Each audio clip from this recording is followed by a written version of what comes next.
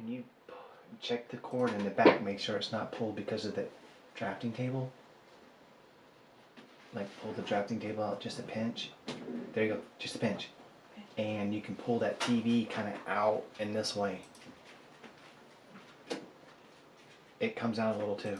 You gotta do from both sides. Or that like that. There you go. Ain't gonna do it much, that's about it. But it's better, it's a better angle.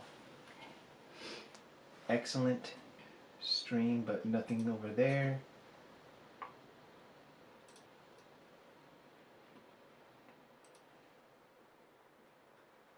There it is. It says it's live too. Mm-hmm. You're good. Well, why is it doing that then? Oh, There there we go.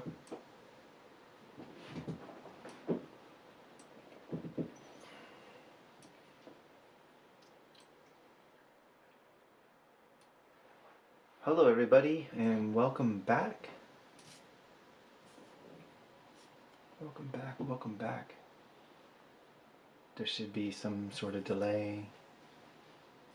It's not a froze static image or the thumbnail. Okay, cool. Yes, I see it. It's like a, let's say 10-second delay. Hi guys and welcome back. It says there's One view. one view. That just could be laggy. I don't know if it's normal for someone to just wait for someone to show up or... But I am all set, honey. Oh, here we go. There's people. Yay! Hello, everybody. I am back. And a little much later than I anticipated. All my information was gone from OBS. I had to reconnect my account and everything. So, what's this? Oh, okay.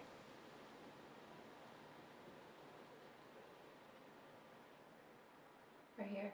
Yeah, let it decide, and then that's good. Okay. Coolness. Today we're going to be adding some clay to our little dinosaur that I did last night. Yes, it was last night. I also made a little YouTube short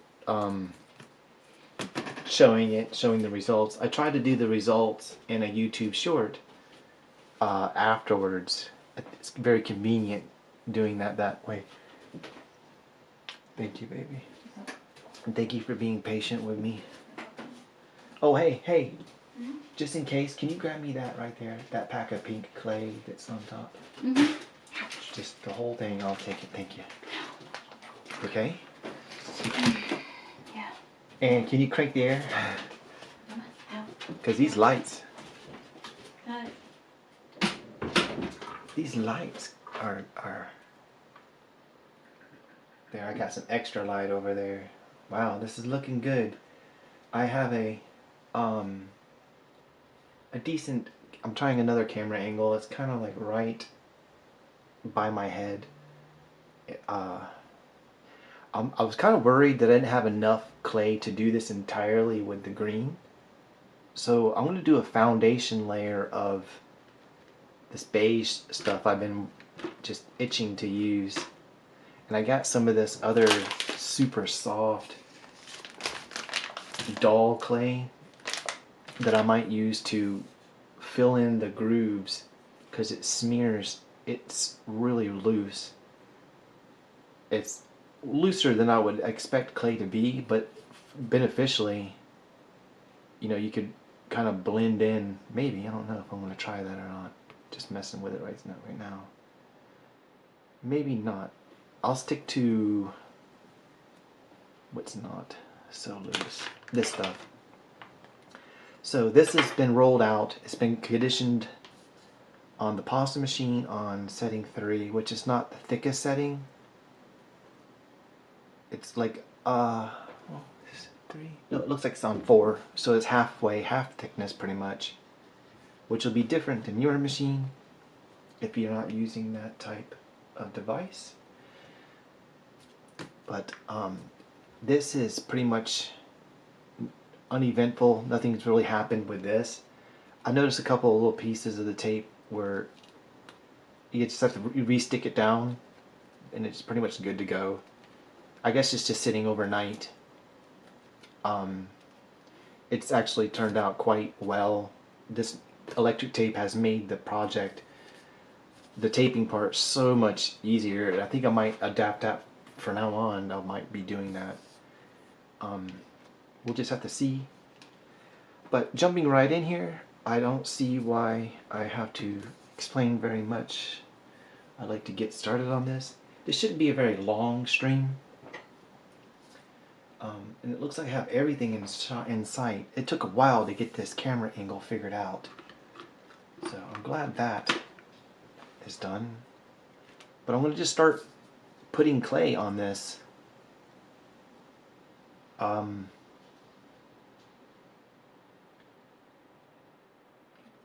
Preferably the easiest way possible, right? I always say that. And because I want it to be easy. So maybe if I start down here in the belly and just kind of slice it, we'll start doing things like that. Just cut it along the leg, down to the body, just enough for it to go around.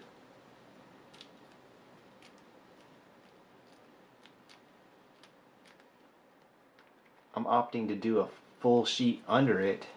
That way I don't have to do much work underneath it. You know, they keep the clean stuff underneath, the clean bits and pieces. I'm gonna cut the next piece with a pair of scissors. I bet you that would work perfect.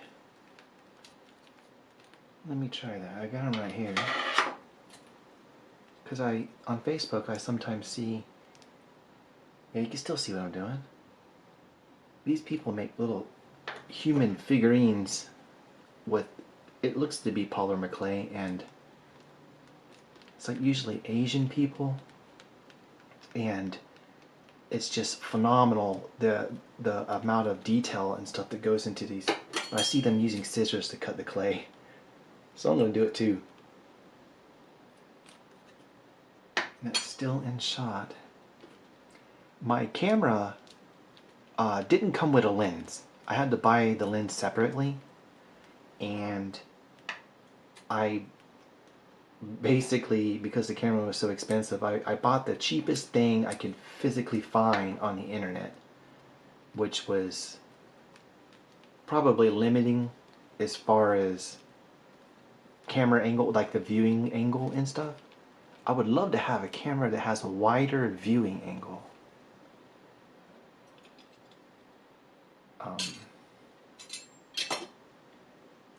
I don't know. Here it is. I don't like the scissors. I'll just cut. So, I don't know. How's everybody's weekend been? Hopefully you had a great weekend. This is pretty simple process, what I got going on here.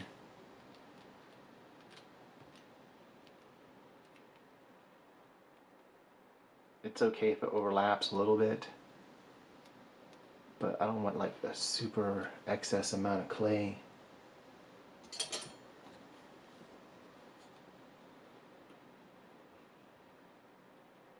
says I got excellent connection. I'm doing the configuration wizard thing, and it's really working out for me good.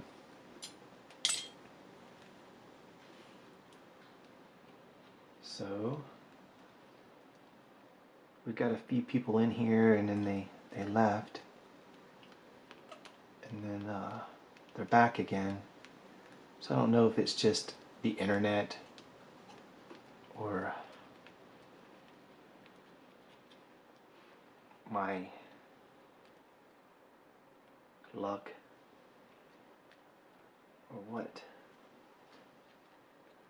but we're gonna go with this.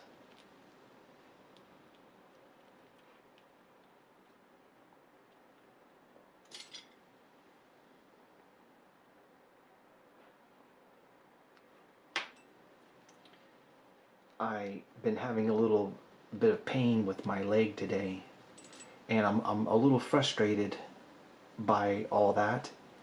So I got my insurance didn't kick in until the 1st of this month, and it's already what? Oh my goodness, it's the 13th today, and I'm just now getting an appointment scheduled for imaging, and it's 2 weeks away. It's like, oh my goodness, I hope I don't have an emergency. I'm gonna grow old and pass away before I get to see these people. I'm just kind of just a little frustrated. I suppose it's normal. That's all in the shot anyways. Should be.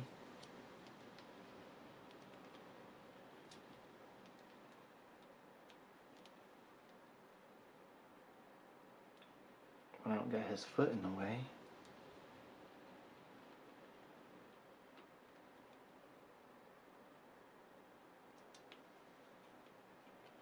What would be the best way? I would do it the way I did it before. Usually just lay one layer over the other and you cut one or two of them and then you're done.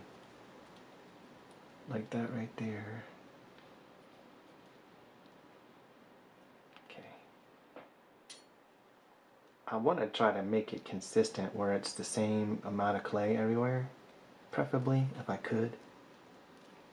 So sometimes you can cut through both carefully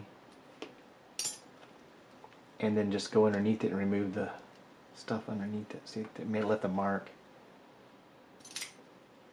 It's a tricky area.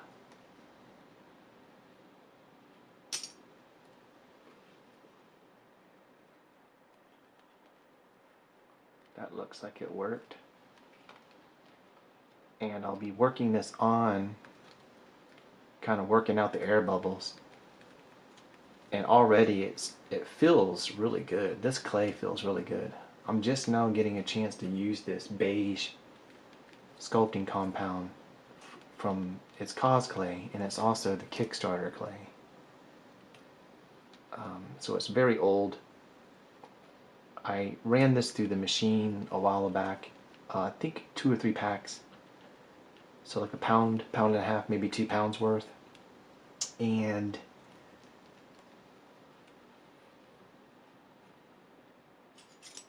I think I'll just cut this even right here and use a entirely new piece for that tail. You know, I conditioned it. I added a conditioner to it and got it a really nice consistency, which is what you typically do to clay that's not right for you. You're supposed to condition it, which I don't know why I chose not to do that for that little butterfly cane that I made a while back.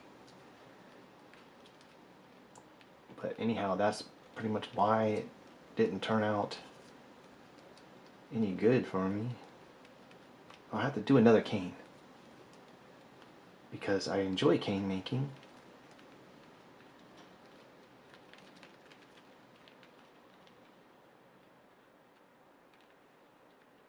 What I'm really liking about this is the electric tape. There's no bumps or bubbles underneath this. When I press down on it, there's nothing moving on it. And the foil is dense enough to where that's doing the same thing pretty much. So it's letting me know straight away if I have any air pockets, or it's being very clear about what's going on.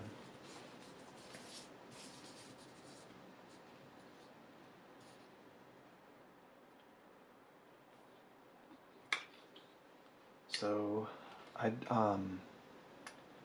whoever's watching, I hope you had a good weekend, that everything was safe and had a good time. I feel reinvigorated, or I don't know if that word. I feel like inspired again at full throttle, I guess, because of this guy right here.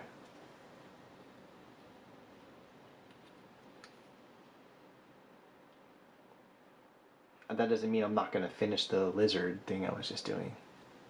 And you would think that the lizard thing's way simpler than this. I mean, it's 4 legs. It's a full figured sculpture.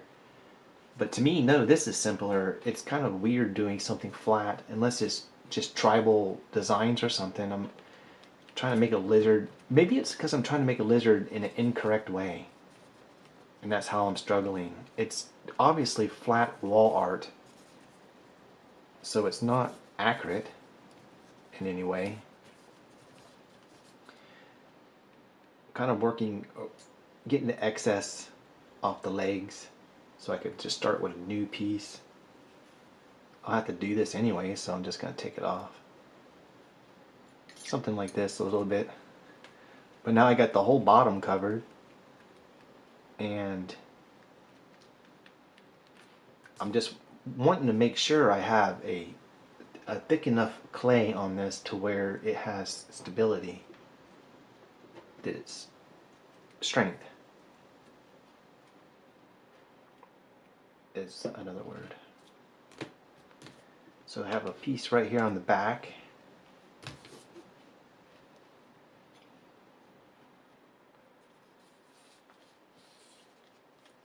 To do that, I'm just gonna lay this on here. And I'm not even gonna use that. I don't want to cut through everything.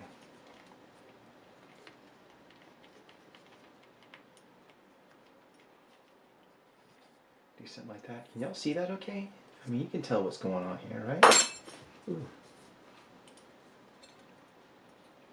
Starting off with 4 viewers is like wild to me. I'm used to my 2 people. I appreciate you, wherever you are, for stopping by.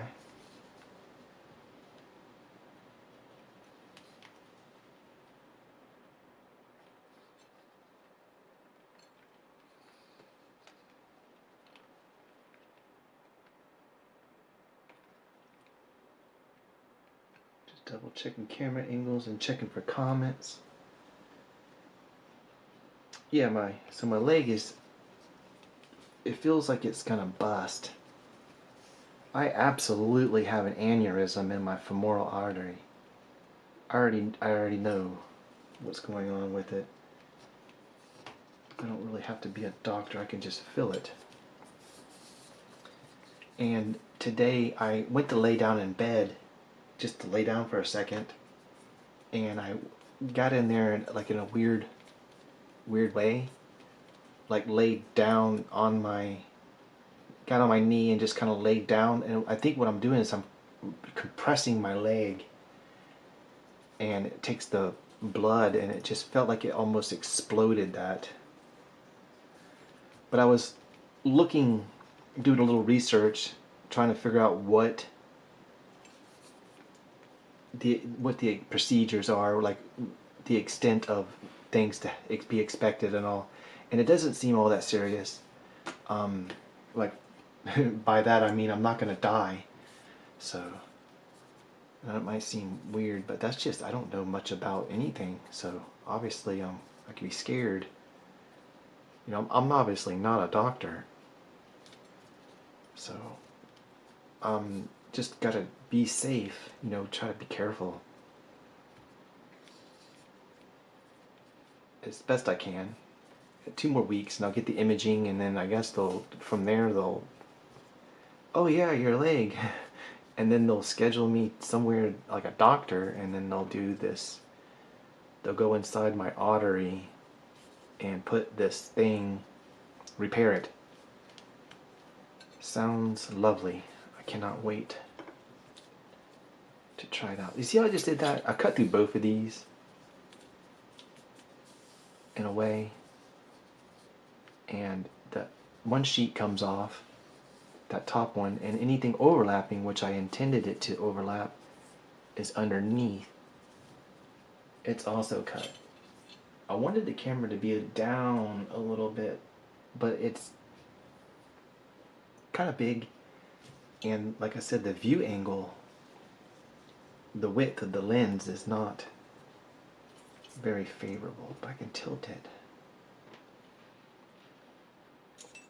I always want to be having nice, I want you to see what I'm seeing. I have the best seat in the house, you know, using my own eyes, looking at this stuff.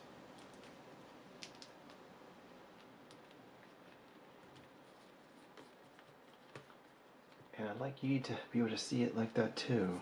I know it's not very easy to do though.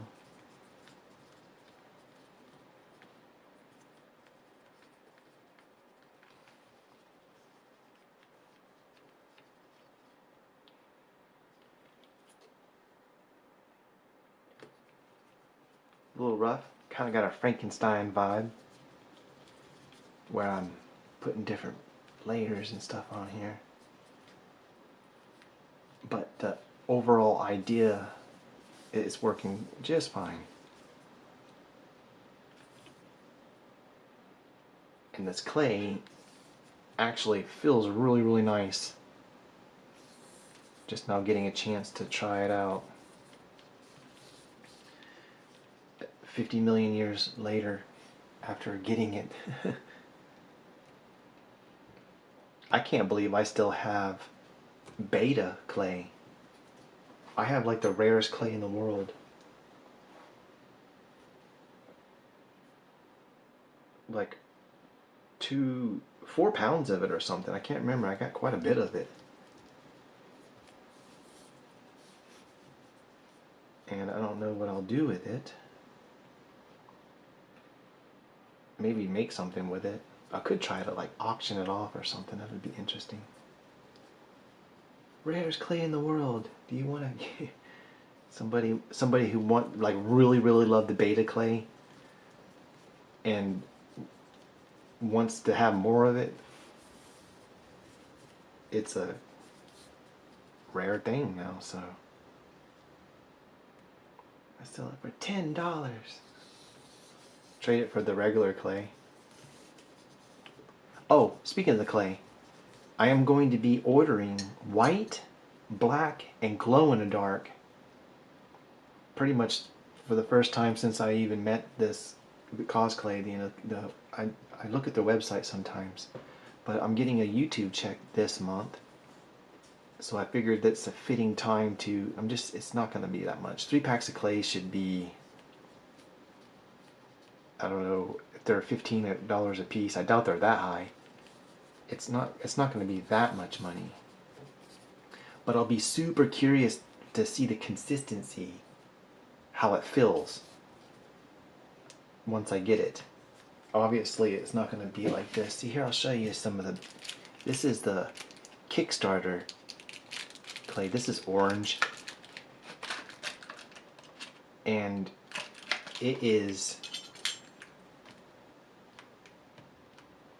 it's mega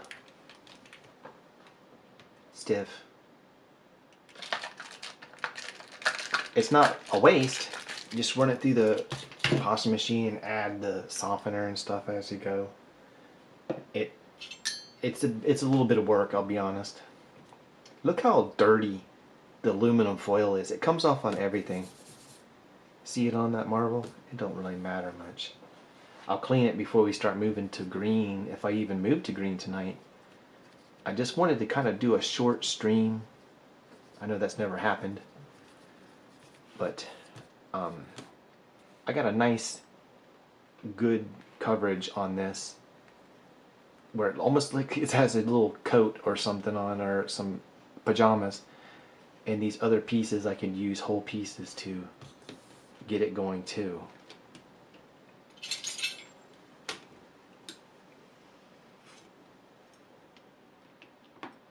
I'm not cutting that hard enough. I think that is a shape like this.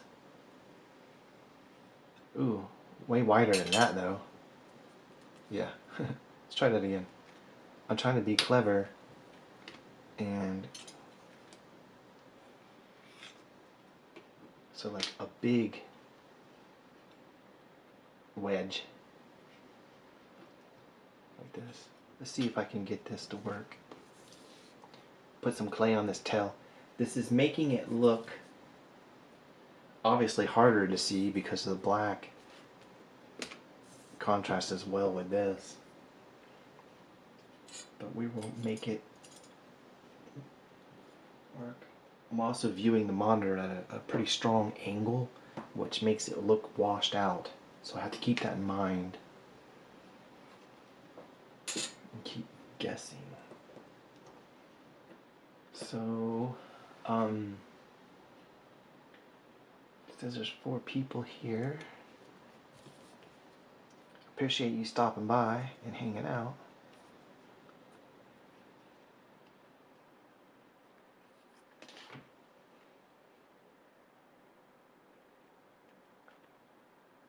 I didn't quite do what I was thinking it was going to do. Maybe if I center this.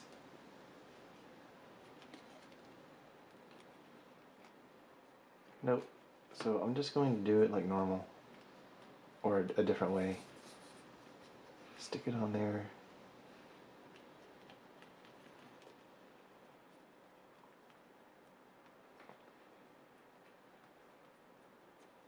This clay feels really, really nice.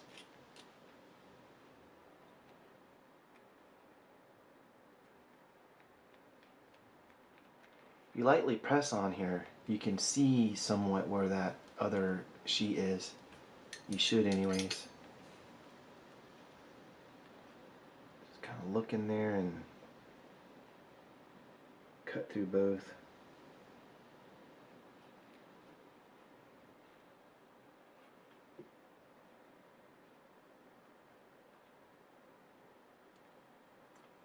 There's probably 1,000 ways to do this. You could probably do tiny snakes or little bands, just wrapping it like a mummy almost. Like tape.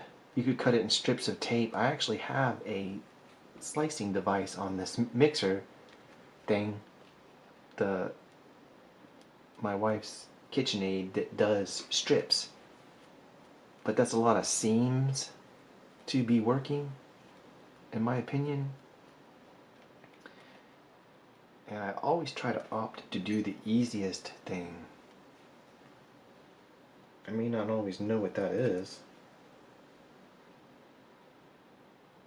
Pretty good camera angle. It looked like I was clipping the volume of my voice and everything, so if you can't hear me, let me know. I'll turn it back up. I'll be happy to do anything to make it better.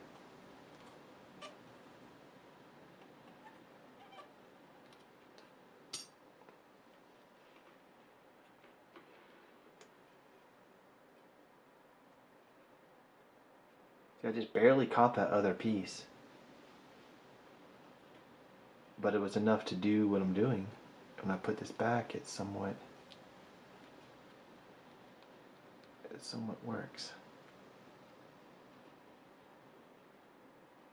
Any little piece that's hanging over, that's double layered or whatever, you can just mush it around. Pretty much, it's not that big of a deal. If I had like maybe a pound, not just a half a pound of this green, I probably would just try it all with that, because this feels pretty much the same as this now that I got it conditioned. Excuse me. Because adding the softener increases the tack. It'll increase the attack. It makes it more manageable. And I noticed that even if you didn't add softener, conditioning it the first time is the worst, but it's never like that twice. For some reason it comes in the box just hard, and then even if you didn't even add any softener, it's in a better state the first time you condition it. Still tough, way, way tough. I know that because of the blue on that butterfly sabotaged me. See, there's air in there. Just kind of work this on. Generally like that. It's squeaky.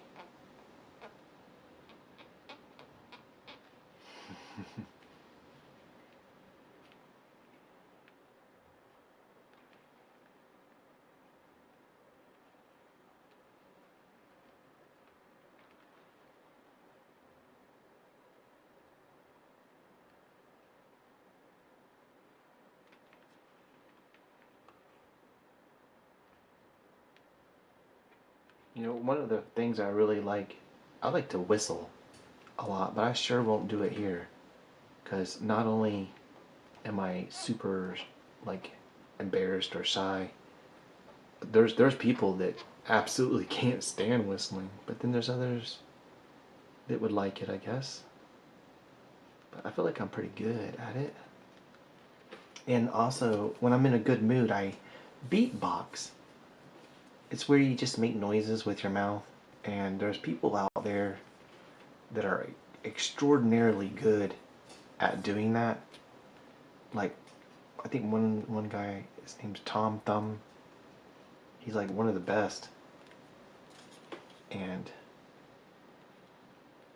I used to, when I'm in a good mood, I would be really I'd be like a little noise maker. And it's funny because one day I was doing that in the living room. I was in a good mood and I was beatboxing, or so I thought I was.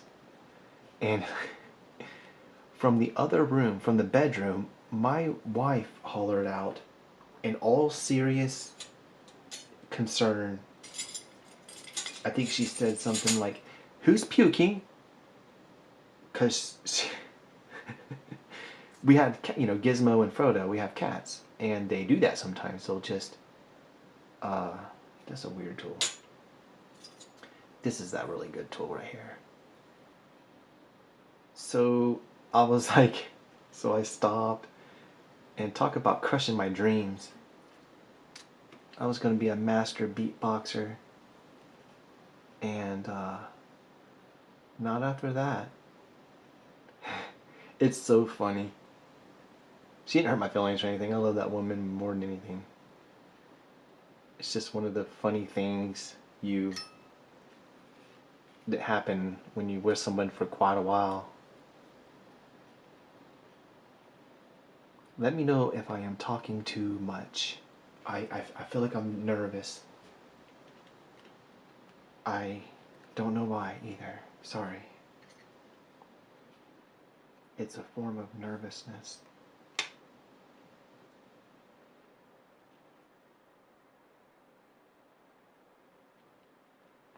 If I get nervous, I'll tell you my whole life story, which ain't good.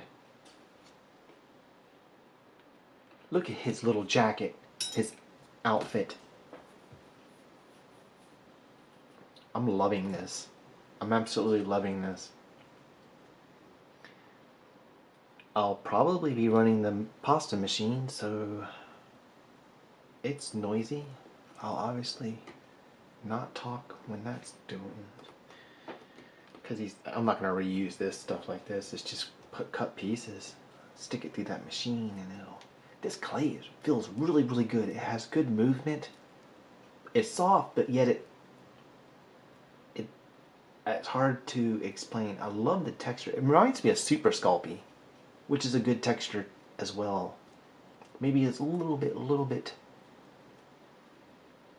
firmer, slightly. I think it feeling like anything familiar is a plus.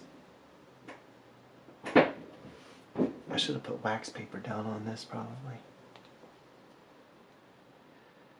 So I have this little piece right here, little towel, that does look I'm looking at the display up there on TV. This looks funny. He's warm. This is his jacket for the winter. It's summer, Tom. Get back to work. What are you talking about, anyways? Asawi.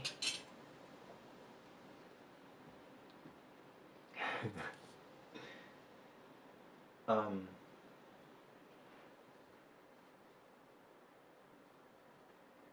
Probably would. Maybe if someone said hello, I guess. I don't know. You don't have to.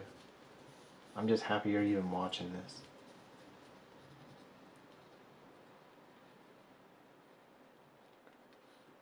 I am not going to try that way. I just mentioned earlier about using a strip. How about one that's even? Let me use this. I'm gonna put an even device on it. This is an even device where it's not gonna be all crazy. I guess it's still crazy. I got a crooked cut.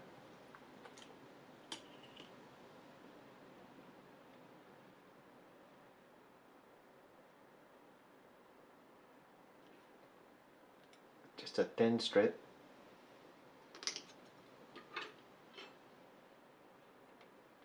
And I guess start it with an angle? How would I do this? Maybe. I'm thinking it would help to start with an angle. So when it comes back around and meets the thing again. Let's see what this does. Because I have no idea.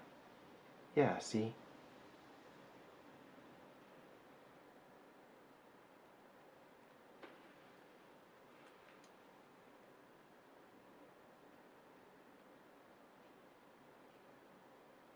Just getting a little taste of that, what I had suggested earlier, using strips. But that's a lot of seams that you would have to manage.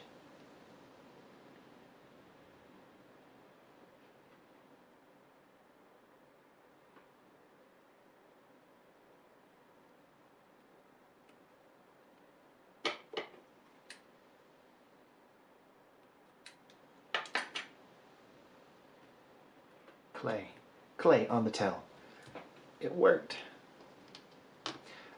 We almost lost a dinosaur's bottom jaw. This is the bottom jaw of the mouth thingy. Willis took it and he brought it to his mom out there in the living room. So she came in here and she's like, "Babe, what's this?" I'm like, "That's the dinosaur's mouth. Where'd you get it?" And it was all slimy. So I'm glad she caught it because he probably would have gave it a durability test. It's hilarious. Okay, so I need to get some more clay in this machine. Okie dokie. Okie dokie. It'll only take a minute or two.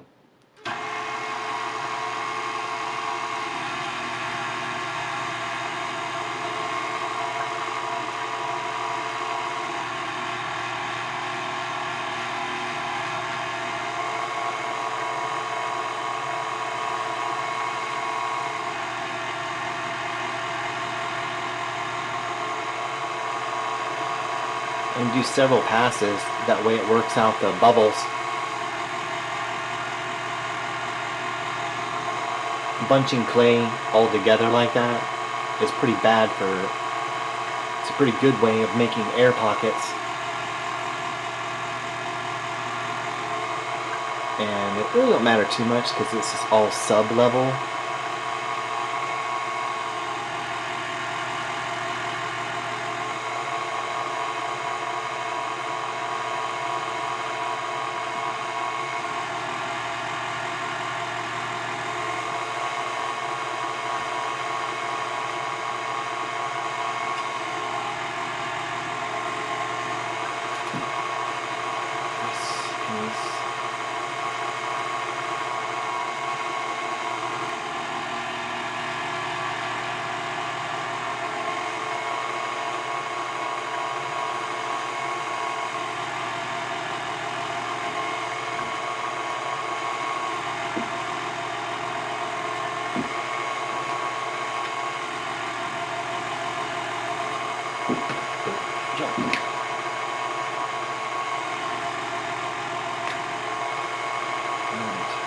these together.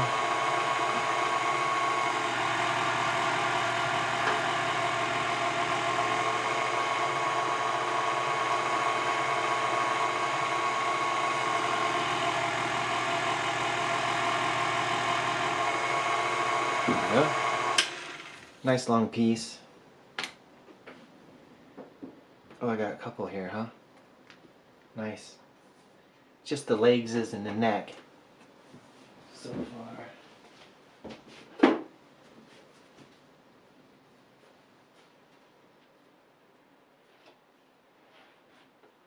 Thought I had some cleaner in here. I don't. I wanted to. I don't have no cleaner in here. Oh well.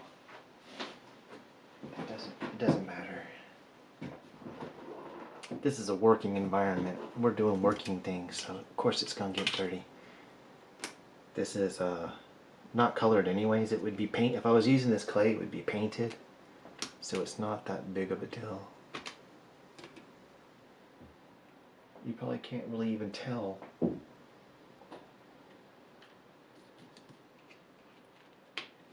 And I preset my focus to be right here. Should be nice and focused right there. So I just move it out of the way to work the clay and bring it back. Okay. I'm gonna do the legs. I'm doing the feet last. Like completely last because I don't know. I had a brain fart. It just seems like I could do them not really last, but definitely didn't want to start with them first so I can kind of slide around and not mess with the clay. And once I get the clay down there, I can put little pieces of wax paper under it so it does slide around, because this doesn't slide. Okay, moving on. I'm going to use a piece of this. I don't need to take so much clay up there with me. Like the whole sheet, it'd be way unmanageable. And I know the angle is going to make it difficult on me. So what I'll do is I'll just maybe go to the knee, like measure it right here.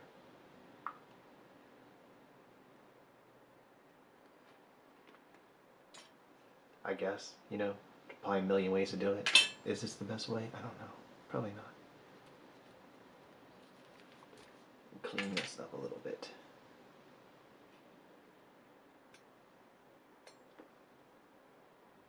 That was a good piece of clay I just slung somewhere.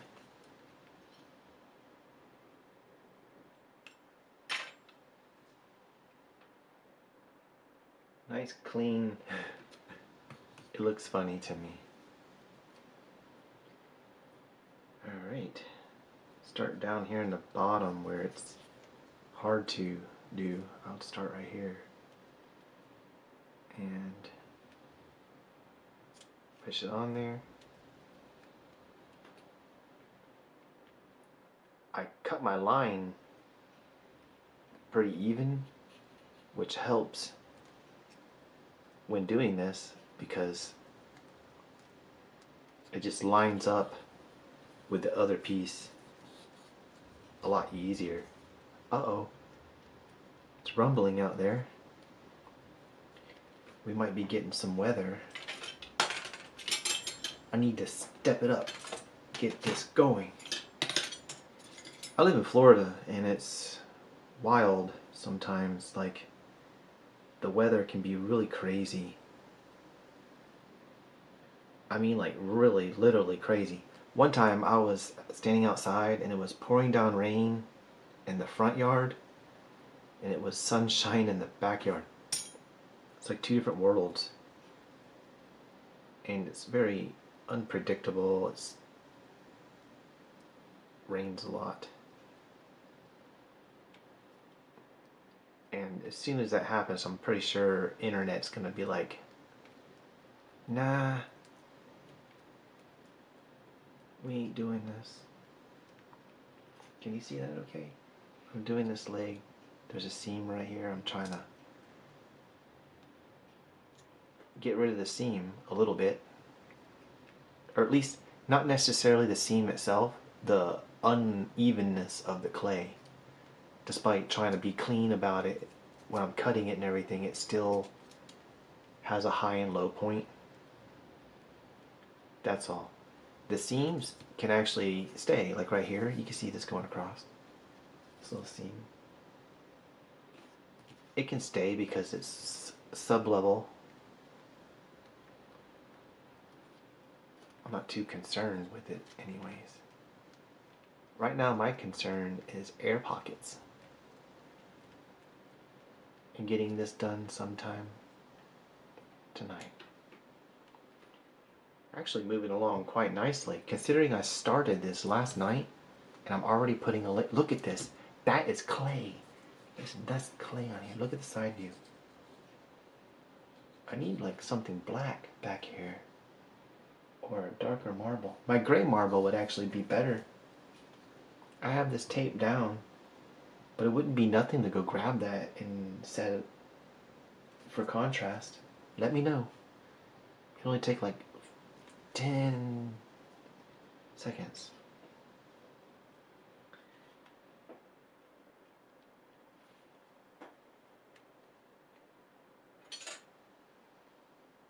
Like I said, I want to go to the feet and stop, and I'll figure those feetses out later.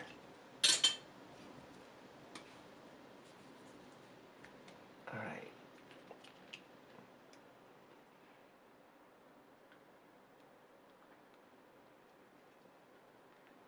It's a weird angle.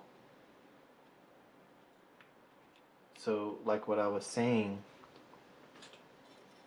just cut this to where it's not a weird angle. Watch how I do this. I pick a spot and then go with it. Just chop, chop. Remove that. Now this should make a lot more sense.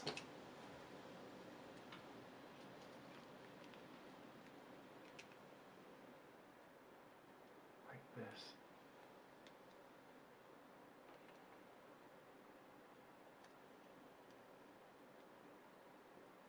You can kind of shift the clay a little bit here and there. Not a whole lot, but usually enough to help you get by. Look how nice that is.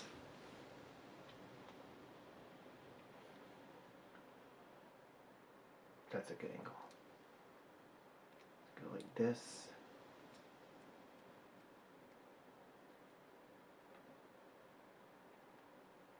Cutting thing.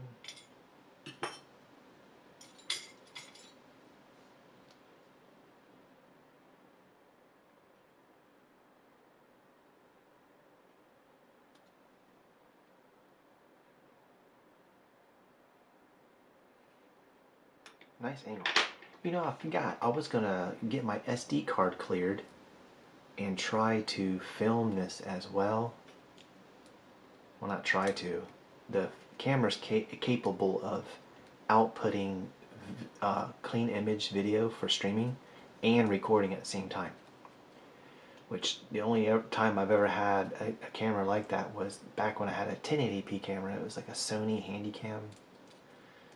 And it was really nice because I basically had the HDMI output connected to a little monitor, and I was able to see what I was doing a little larger than life. It was helpful, very helpful.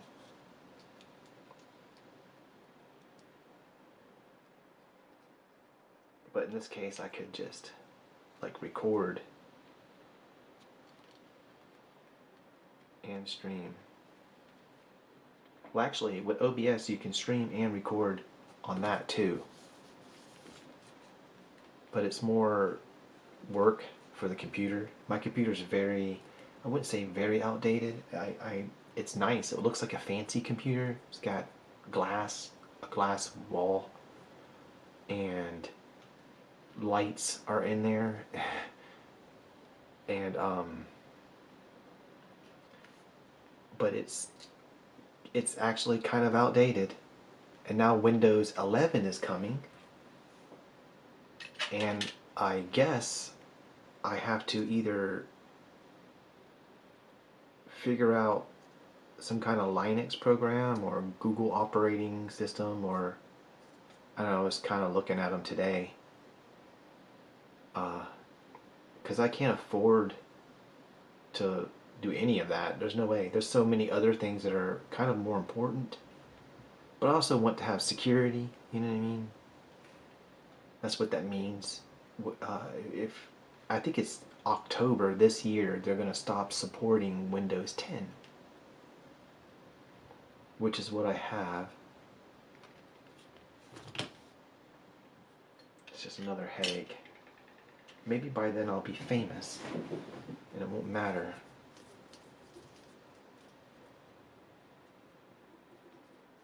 Maybe by then I'll have more than 6 members. I made it funny.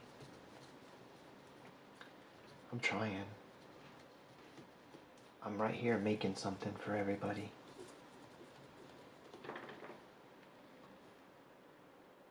For me too. I enjoy this. So, is it hard to do these seams? It doesn't seem like it is hard.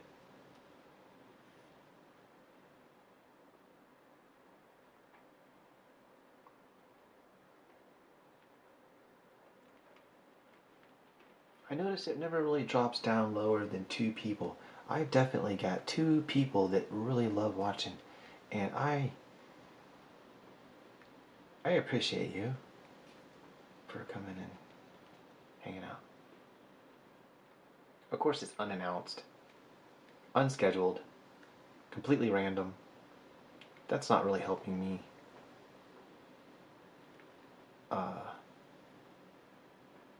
I mean, if it was a problem,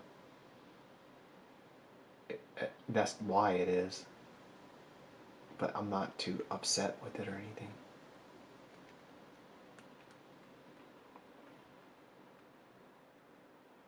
This looks like it is working for me.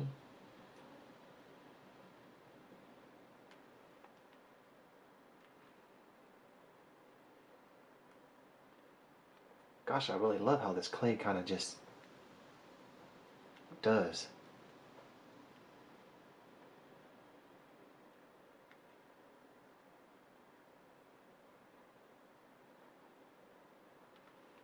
Alright, got a leg on there. Now he's starting to really look different.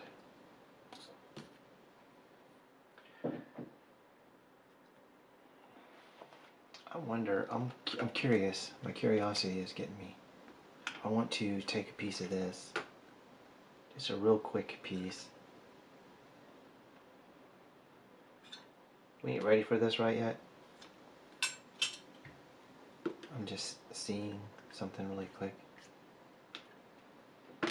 Like, this is also the same thickness, half the thickness.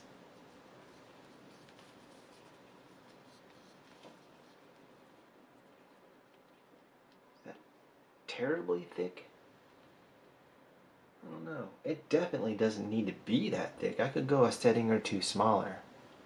Just something to consider. I'm using a certain thickness, a particular thickness for these legs, and it's not going to leave much,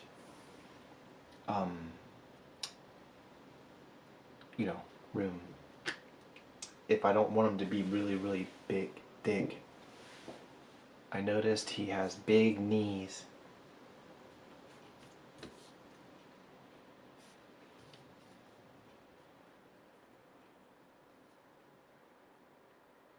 I'm going to try to do this all one piece.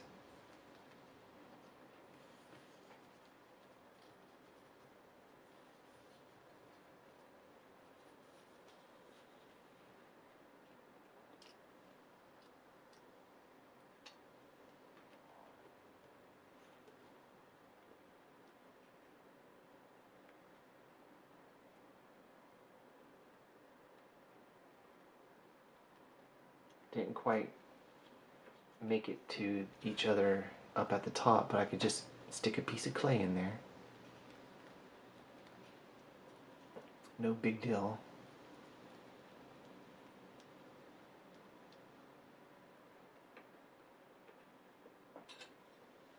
I didn't even measure that. It was just laying there and I tried to use it.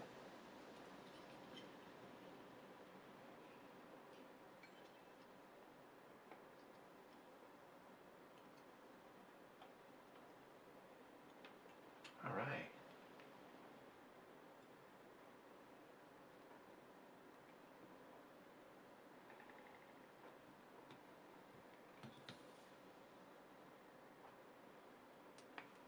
I'm going to put a little snake up there at the top, because if I just move it to this, that'll work, but it'll create a thinner area. It's best to kind of pipe something in there and like smash it down in it like that. And it's only to right there in the armpit. That's good, you can see that. This is actually a great angle, I think. Camera angle. When its little legs aren't in the way. Or whatever.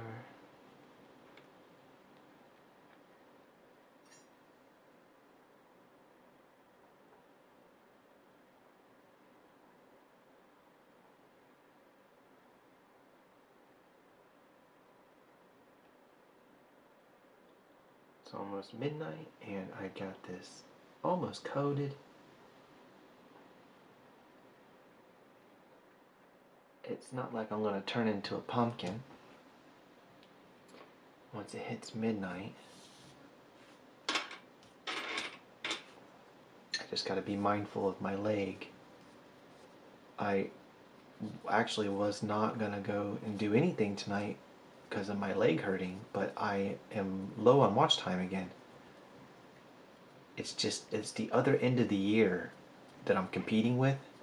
The day I'm replacing today is a 17-hour day, and I have like 4,003 hours for the year, and you need 4,000.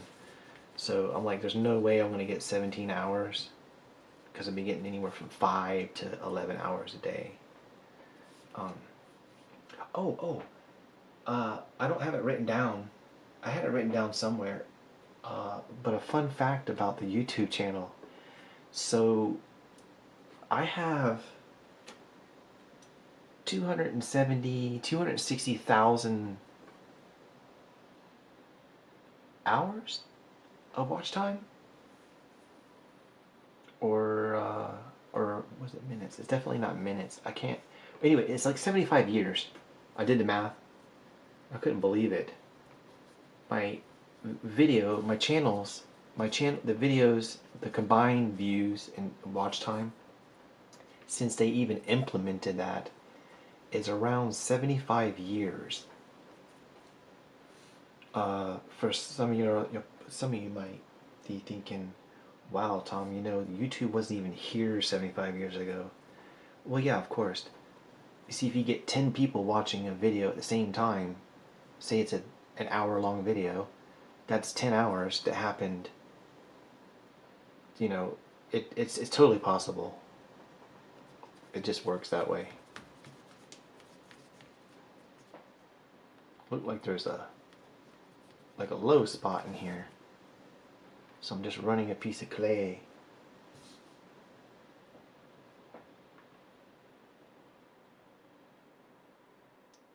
Hello, third person. How you doing? Thank you for stopping by.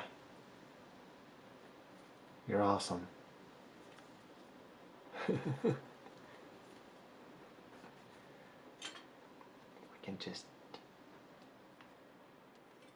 I can use softener and stuff to help move this stuff around. I didn't quite want to break that stuff out right yet.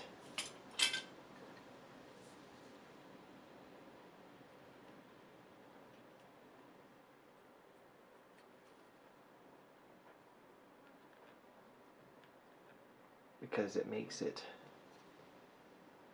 obviously wet.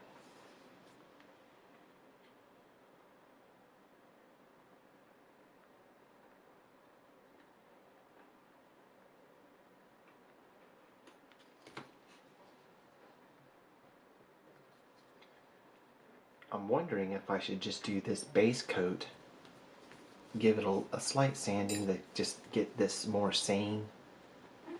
There are little ripples and stuff. And then I can do, I can also kind of augment the thickness. Like if I want this to be thinner up here, I can just sand it with 80 grit for a little bit. Believe it or not, it's not that hard to reduce the thickness of clay when sanding. And then when I come back, I can do, because it'll be clean and done up nice, I can do a sheet, a thinner sheet, and then use the remaining clay. Already I have way plenty of the green because I've chose to do this. And of course I'll be building details, like if I need it to hump up a little bit back here, look at that. Say it needs to come up like this a little, I can just do that with green. Maybe I can change the dynamics of what's going on here with the green when I get it. But this is a base coat, half thickness of the KitchenAid pasta machine. For the 2 people that just popped in, hello again. Or for the whatever. Glad to have you. Just making a dinosaur here and rambling uncontrollably. Sorry. I'm sorry. I'm nervous.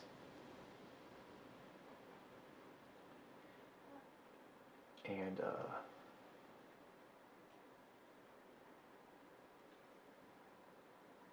I don't know if chat works. Does anybody feel brave enough to break out of lurking mode and say hello? I won't, you know, bite or whatever. You don't have to. I appreciate you just watching. Never mind.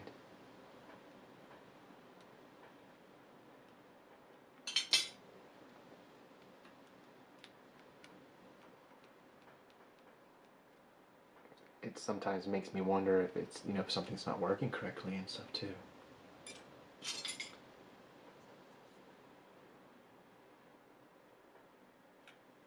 Nice.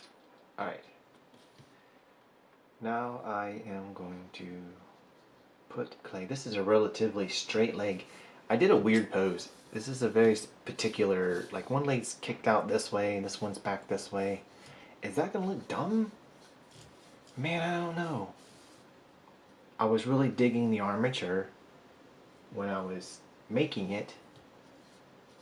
The only thing I could do is just kind of go with it. And if that's my only issue, is the pose is just crazy, not good, then that's something to easily fix. I could just alter it later. But I have this right here, this image. I can only see this side of it, not the other side. This is kind of what I was looking at. So this is how you look at this. See how it's, this leg comes out and down. I can build knees and stuff to give more of an angle too. The angle can be emphasized with clay on this side by adding a big old knee.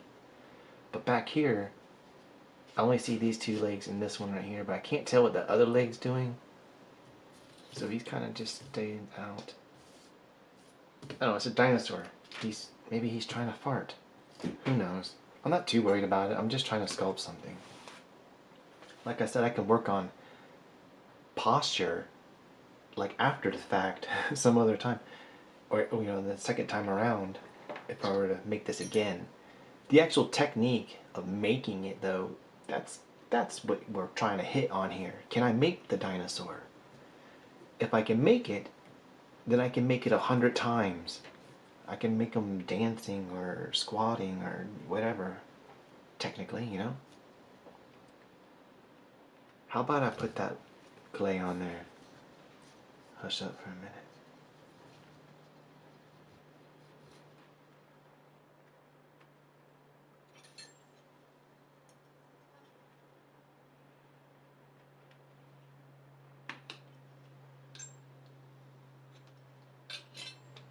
Wasn't quite tall enough, but it is this way.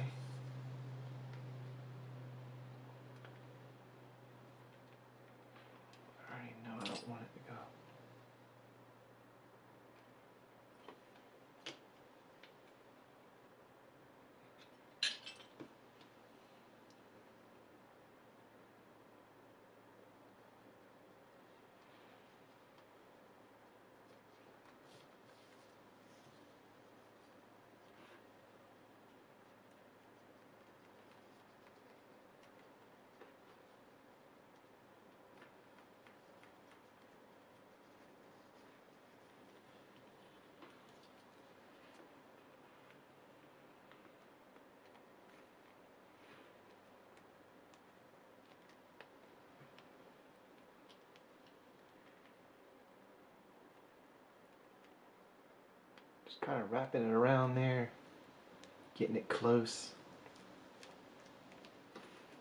out of shot. If you come over this way and just kind of touch it on that sharp corner of the lower piece, sometimes you can get a, yeah, I don't know if you can see that, but I do. I can. I'm gonna try to cut that right there. How about I turn it? What do you see? Hey, hey. Cut it right along that, the impression it made. In a way, I lost it down here. Just continue it and see what's going on. I can put a little snake in there if it's not quite long enough.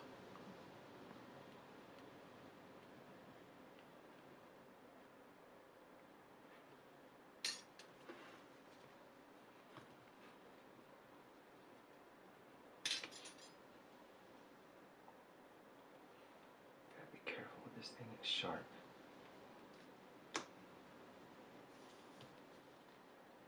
It's sharp and I'm on aspirin. Oh no.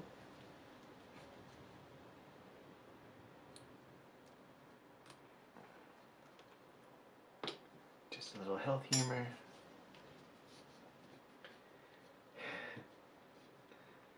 It's so weird that no one said hello yet.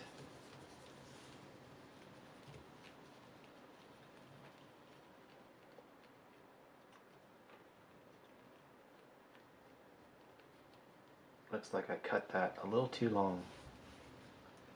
And to prevent it from being too much clay in one area, I'm just gonna cut on the outside of the piece I just put down there. Hopefully I'm cutting something away underneath. It looks like it, a little bit.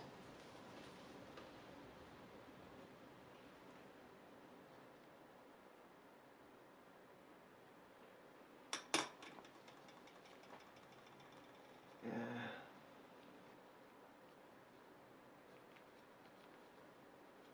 Did a whole lot of nothing. I didn't quite.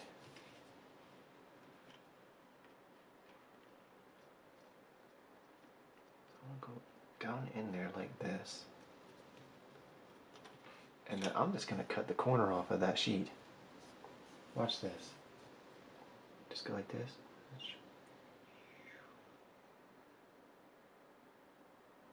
Why not? Not like the clay committee is gonna be like, no, you did not do that.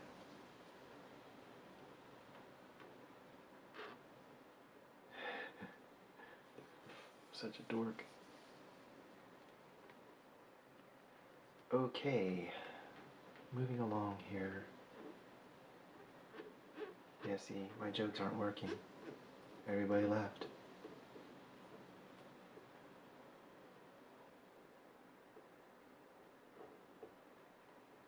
Oh well, I'll just be methodical and I'll get this done.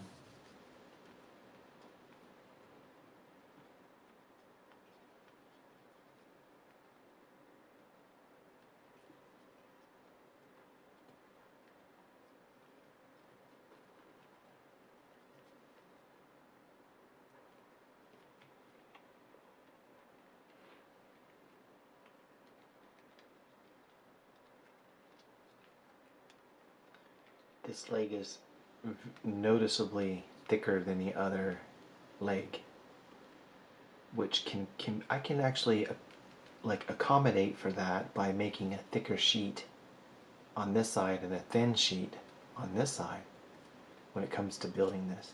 I can also just say this is all I'm doing.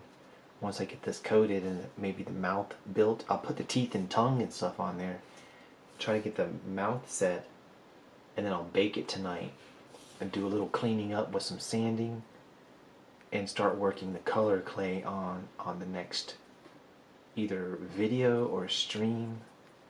Hopefully I get caught up with watch time so I don't really have to do this anymore because it's really, really awkward. I don't know why I'm feeling really awkward right now. kind of in my head a little bit.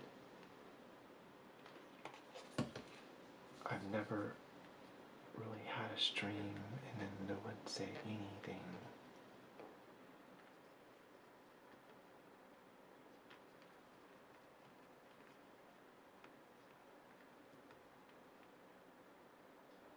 Testing. It says like it looks like I got audio.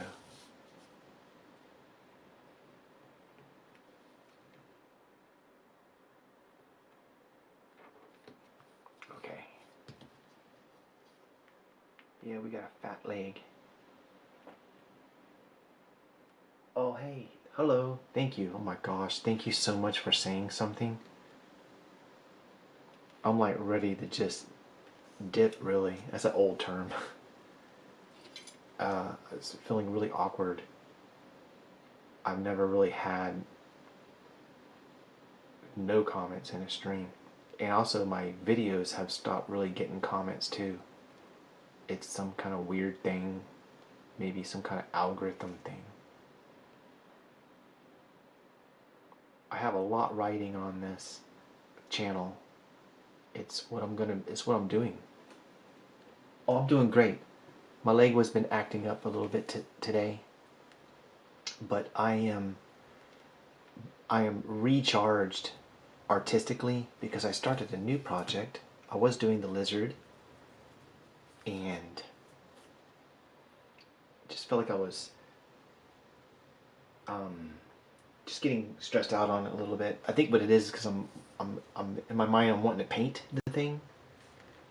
I don't really paint very well, and I'm painting the Starry Night theme.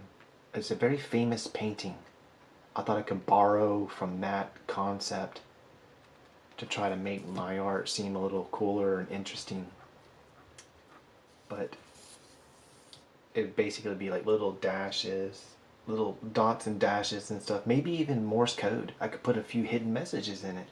Artists sometimes do that, and way down the road when they pass away, people find it like, they're like, wow, look what he did, or but just having two projects going at one time is not a bad thing at all. And it's definitely, it's okay to do. But other than my leg, like kind of waiting and waiting and waiting to get it seen, that's a little frustrating too. Earlier today I laid down in bed.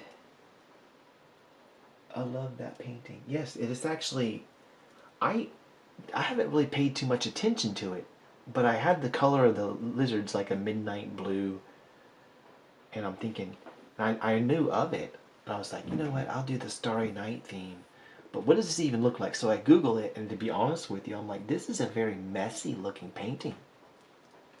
Like it's not like highly accurate and all, which just goes to show you don't have to be perfect. You don't have to. Things are judged differently for different reasons, and that's a very famous painting. So that tells me right there it's okay to do that. I'll try to make it look like that too. Hold on a second.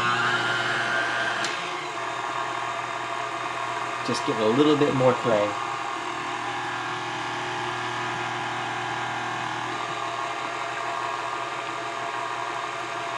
I love running clay through a possum machine.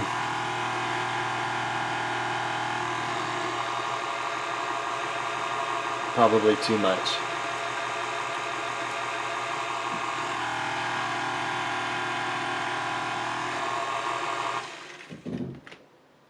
I probably love it because it's electric.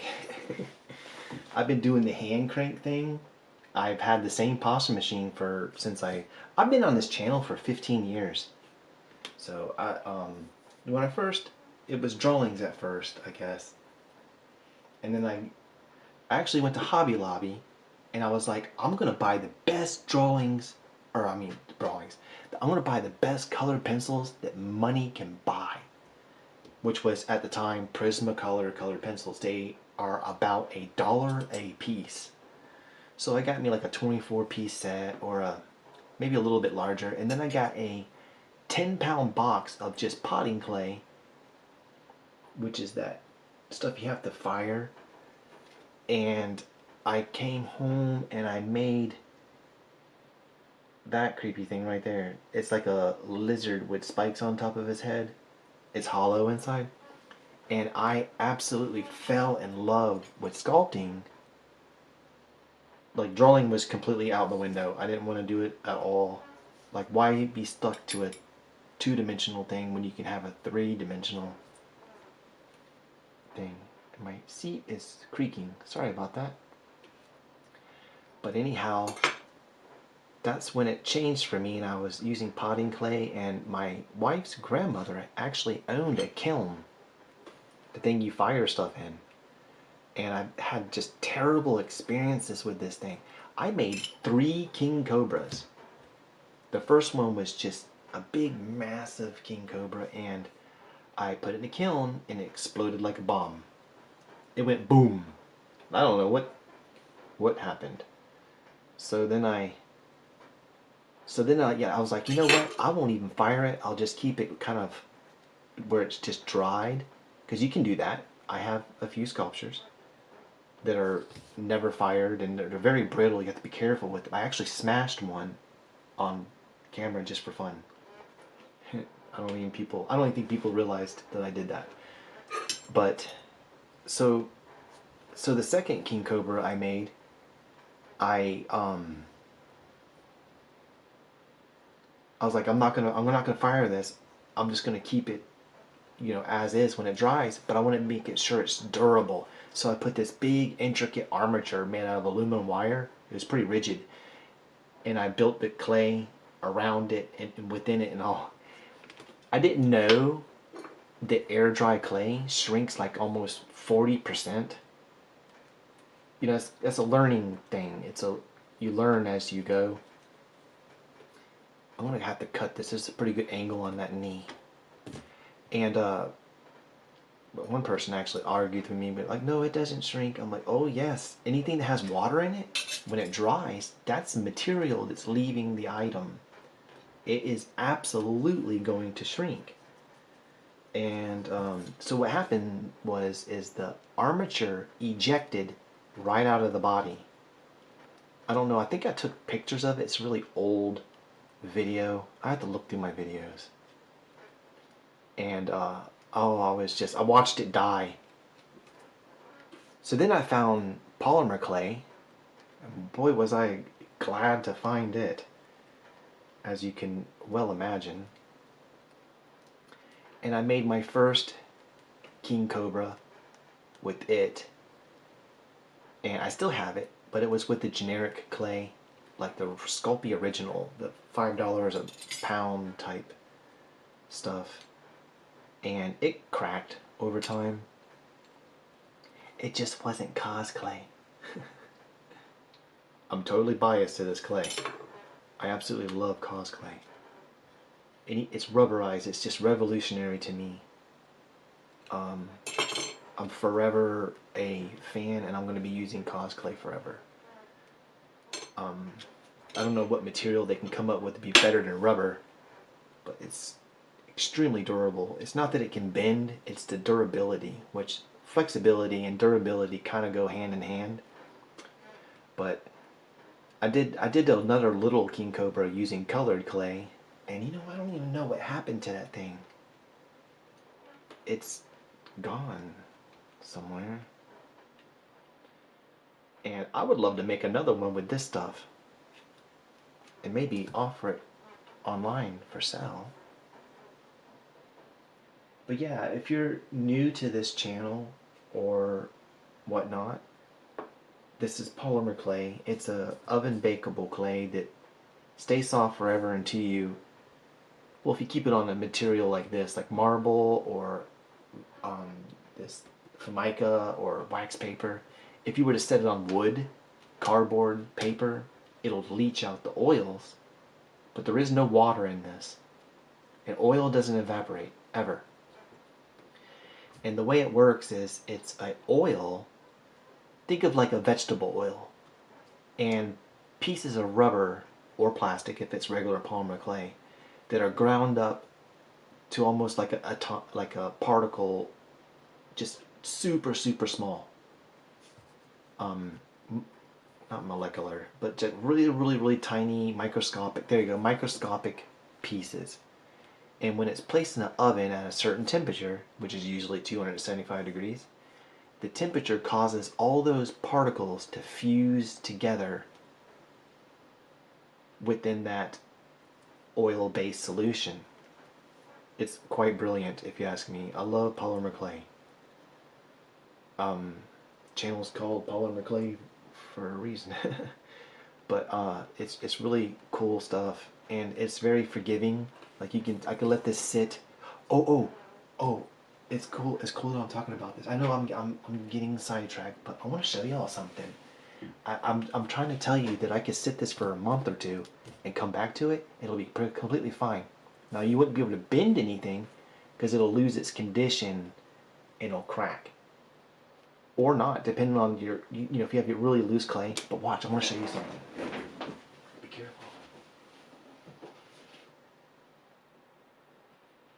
I'm not kidding you when I say it's very merciful and it can sit and wait forever. I'll show you it upside down, okay? This is a flower I made.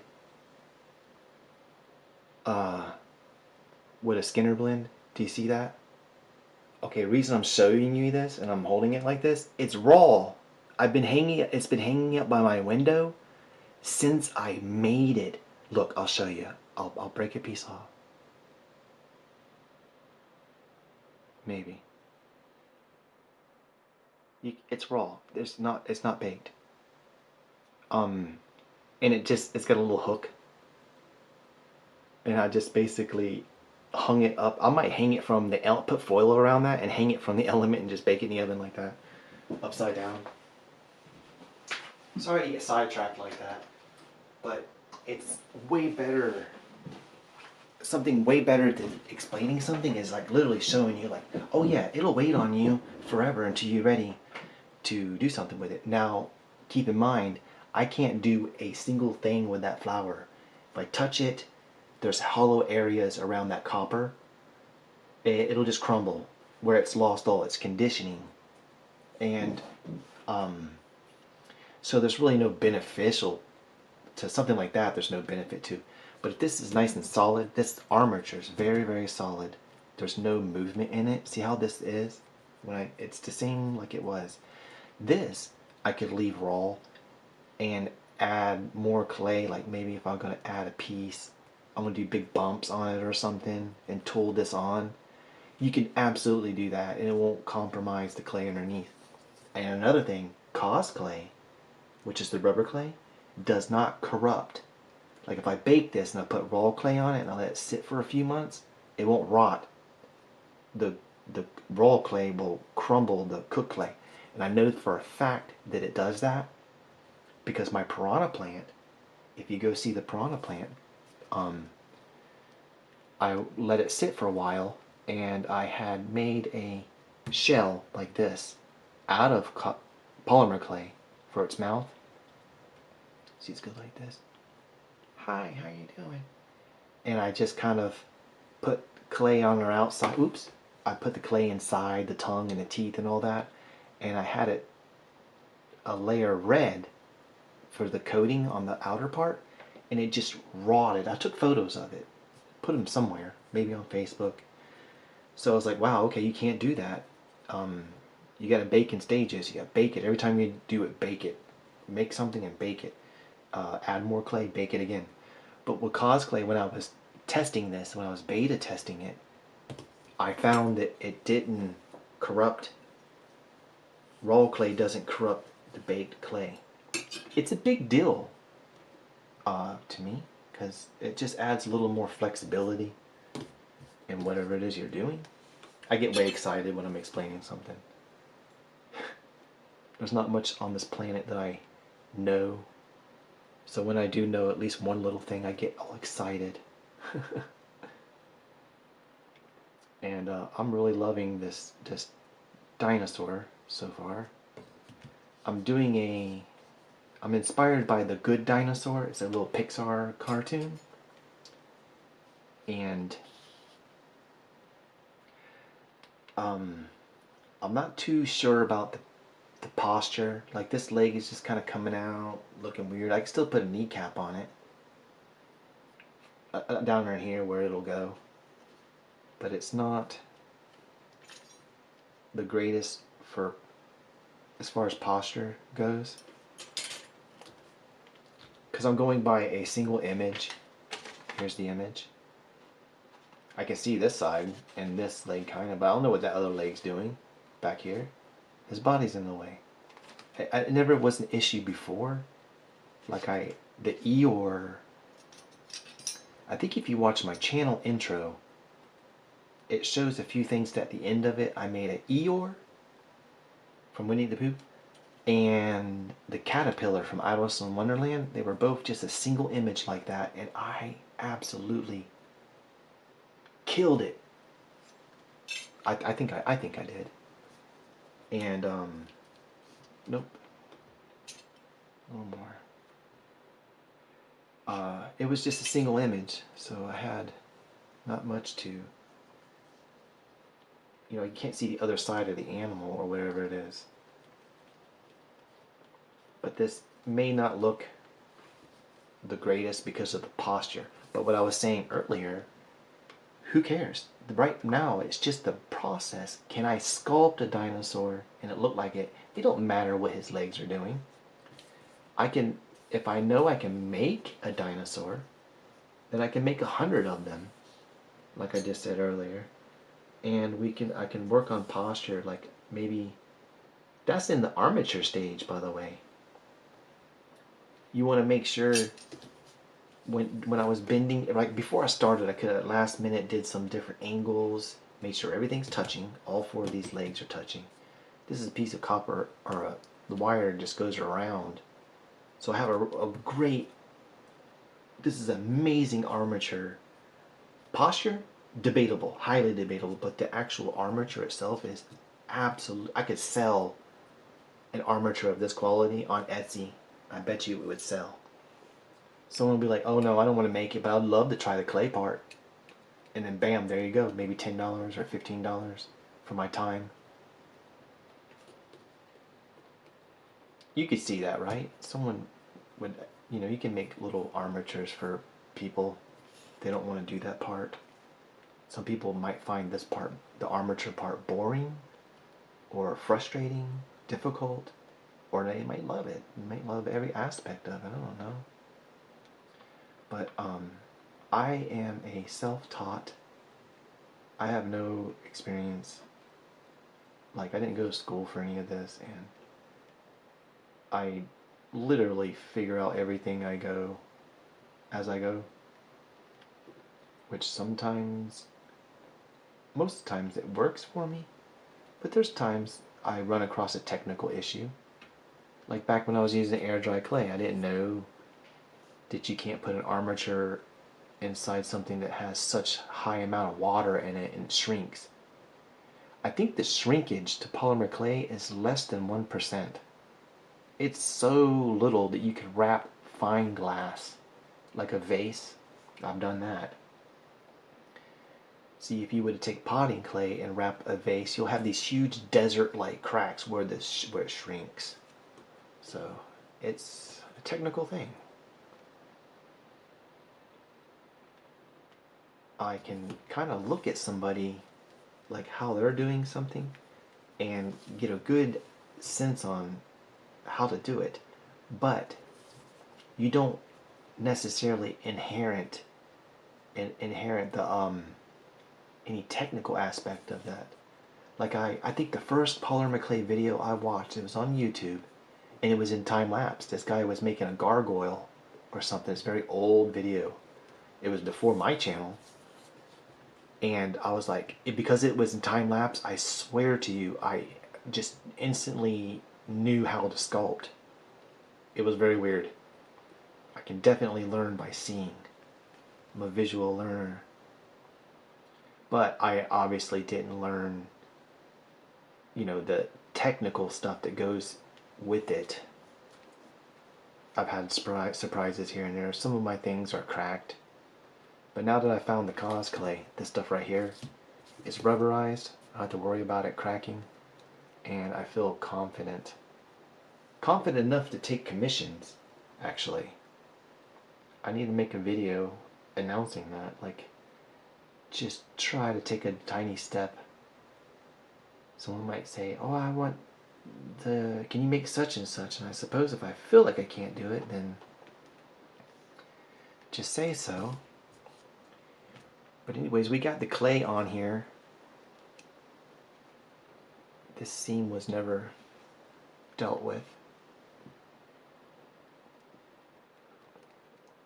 I'm a little chatty, sorry, but I can't really run music because I'm a YouTube partner and I have this monetized, and it's like a copy. Oh, you know what? No, whoa, are you serious? Okay, because I'm a YouTube partner, I have access to a huge library of music. Now, I recently uploaded a time-lapse video with that track. I just basically shrunk the video down to the length of the track, and I'm like, I'm done. It was the easiest video I've ever made. Well, I still edited all the inactive scenes out of it, but it still has 0 comments on it, and I've never had that in the 15 years of this channel. Even when I abandoned the channel, I'd still get comments. So I'm like, wow, maybe the music is just people hate it or something's weird with Google itself or the algorithm. I don't know. But I could take that song anyways, long story short, and I could add it in this OBS and have it just looping kind of really low. Wow, you know what? I might try that next. I don't know, let me know if any of y'all want to let me know if that sounds even remotely interesting. Like real subtle. I can have it really low where you can hear me fine. Or you know, louder. I can just kind of adjust it as I go.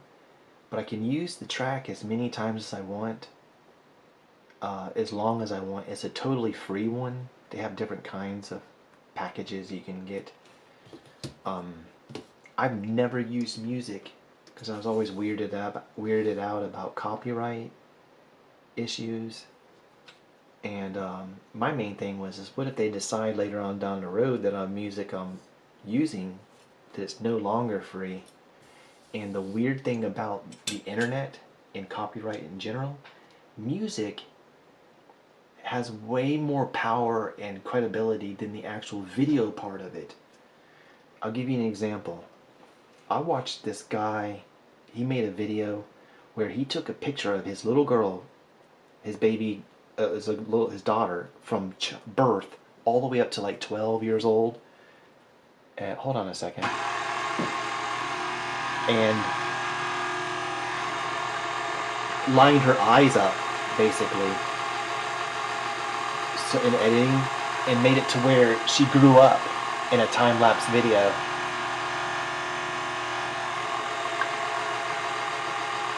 I'm actually going somewhere with this.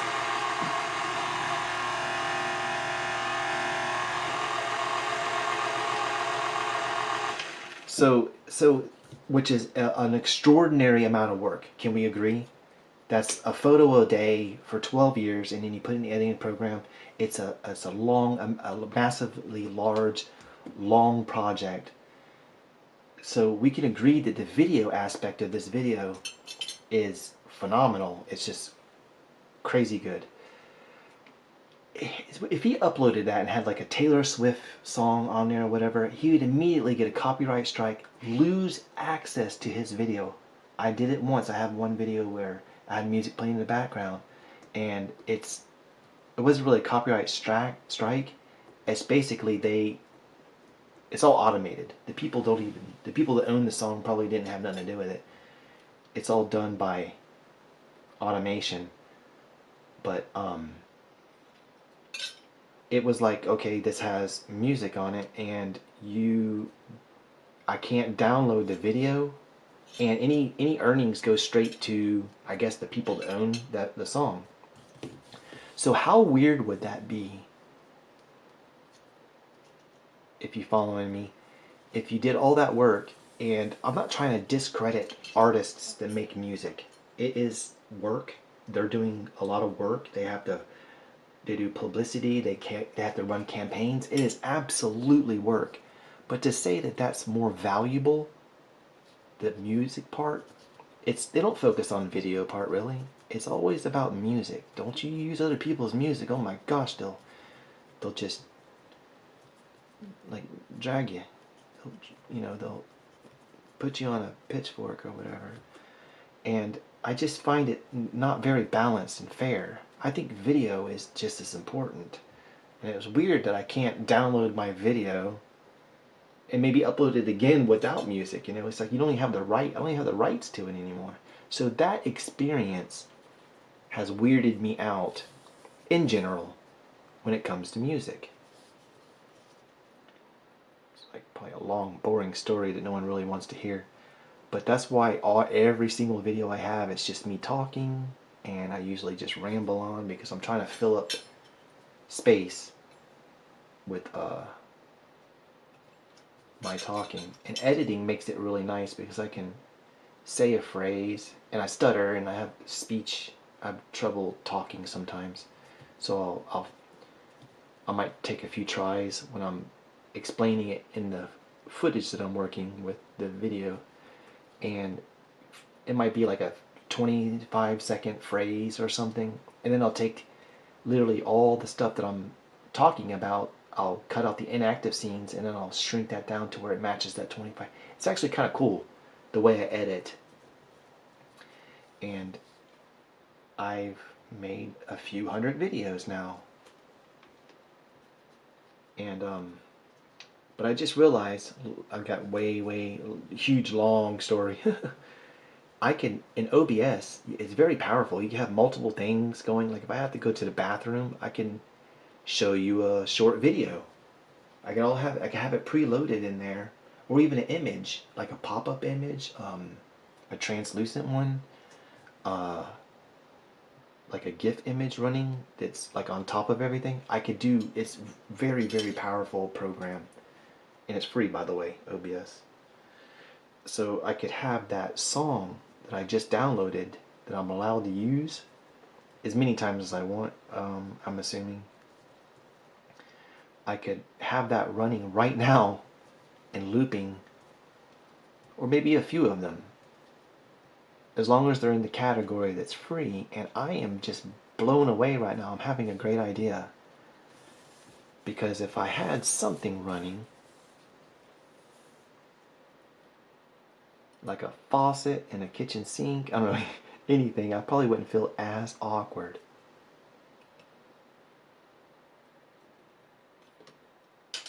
But that's something for me to think about. I might try that. I might put a song in a live stream and just have it loop. I need to experiment with it, because I could do, like if I had to go to the restroom, I could show you maybe important information. I could talk about membership or whatever, like be standing in front of the camera. It could be literally a video that I have. It'll play it right from my hard drive. How cool is that? I don't know if any of y'all are into editing or running a channel, but despite being here for as long as I haven't tried too many new things, which is quite sad. I'm very slow. I remember some of those playlists I made back in the day. I would work on all night until the next day, just editing something, cutting out inactive scenes, doing meticulous editing that I probably didn't even need to do. Like if I'm cutting strips or something, I would do meticulous stuff, like only the scenes where I'm dragging this across, not moving it and trying to find out the next one. Like, where am I going to cut this next? Do you see how that I'm wasting all that time? And then, oh, right here. I would cut all that. As soon as I stopped right here, boom, I would cut it, the video, and then I would start it again, and it would immediately start with me going like this again. It's hard to explain, but it's how I edit a lot. And you can go crazy with it, wind up taking years to do a video. But Goodness, I am so nervous. I'm sorry, I'm talking so much because I'm nervous. I appreciate you stopping by and saying hello. Usually I have this viewer called Kaoline. They pop in here and I think he chats just as much as me. If you watch this after Fat Kaoline, I'm just teasing. I really appreciate you. But I got clay pretty much all everywhere on this. Yay! It don't look too terrible. It doesn't look too terrible. The colored clay, it'll look really, look at that. Dinosaur! This is a very white, washed out looking color, by the way. I mean, it's probably not even the standard green. This is green. You can mix other colors into it. See how this is darker? If you want green to be darker, you can mix red in it, believe it or not. I mean, you can obviously mix black into it, but that kind of does a monochromatic shift, whereas red just changes it, makes it a darker green. Not ready for that right now. What I'm doing right now is I'm going to we're going to do a little bit something different, something fun. I might zoom in a little bit so we can see better. But this is going to be the mouth. It's going to be something like this. Look. Hi. This is my mouth. Like something like that. Hi. He has his mouth open. Open mouth. But see, you don't have this can be a tongue. Part of a tongue or something. It's actually something I came across an issue with the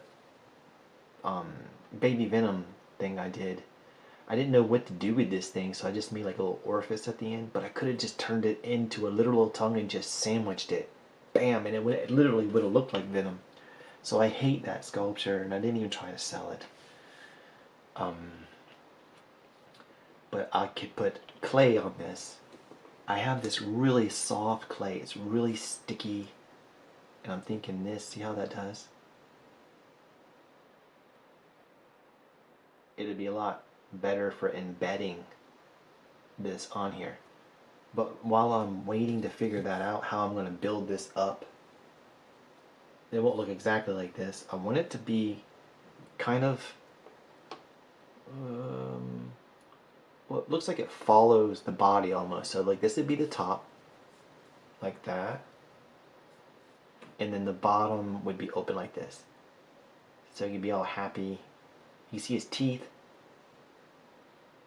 Nom, nom, nom, nom, nom. You see his teeth and stuff. I notched the bottom one already. I have to do some notch on the back of this. Whoop, that's backwards. Goes like this.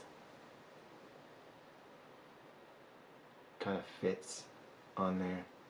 But this will leave this thing on here. So I'm thinking I just build up a piece of clay around this right quick. And see if I can't get it to. This is really, really soft. Super hyper conditioned clay. It's for doll making, and I'm pretty sure it's not the consistency to use now. It's rather old too. This was actually a gift from the cosplay people. I had lost my mom. She passed away on me, and it was a really, really rough time. And they sent me a card wishing me the best, and they gave me some clay. And I just thought that was so, really nice. I hope it's okay that I said that, guys, cosplay guys. It just shows that you are really nice people. Anyways, I know this is going to need to be notched. And there's a weak spot right here where it's cracked. You see that? You can see that crack. That is actually because the tape was sticking all the way through, and you can literally see it. You can see it on the outside. That obviously, you see the actually layers of the impressions that the tape has made on the clay. Actually, it left impressions, if your area is not smooth and you add clay onto the top, like if you have a bump sticking out and you go to sand it or whatever, you'll burn through that and reach obviously what's underneath. In this case, a foreign object was sticking up. So why don't I notch it along that, since it's already weakened right there? I'll just start the notch there. And I'm wondering if I can just use scissors.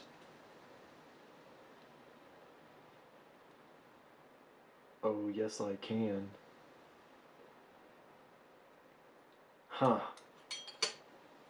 Was that the right side? Yes, it was. See, now it kind of fits on here a little better, and it should close, bring the jaw a little closer, the back of the jaw. See how that does? Side view. There you go. Fits. It fits on there because I made like a. There you go. Check that out. But if I do this, it's this thing was meant to be like something to anchor it on there.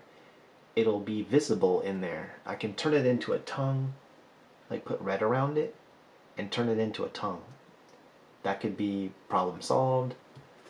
But I could also build it out a little bit more and literally maybe stick it in, like just jam it in the clay. So let me just get some clay on there.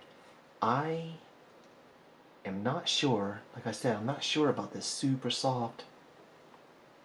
I just don't want it to sag because I'm gonna be putting some clay in here. I'm gonna do that right now actually. What I'm fixing to do is I'm going to add a layer of clay on the insides of both these shells. This is a technique that I came up with personally to help aid in making open mouth sculptures. I just couldn't wrap my mind around how to do this. But this is more of a flesh, it's what it's for anyways. It's like a doll making clay. This is fairy, what's it called? Fairy Light number 2, which is Angelic Rose Light. Number 1 is Fairy Light, and 3 is Warm Beige, which is like brown. And of course you got peanut beauty brown. Oh, that's the brown one. Anyhow, I have all of them. So if you're making different types of people, you have the different tones, skin tones, so you can make finished work that's not painted anyways. But you just basically line it with this clay like so.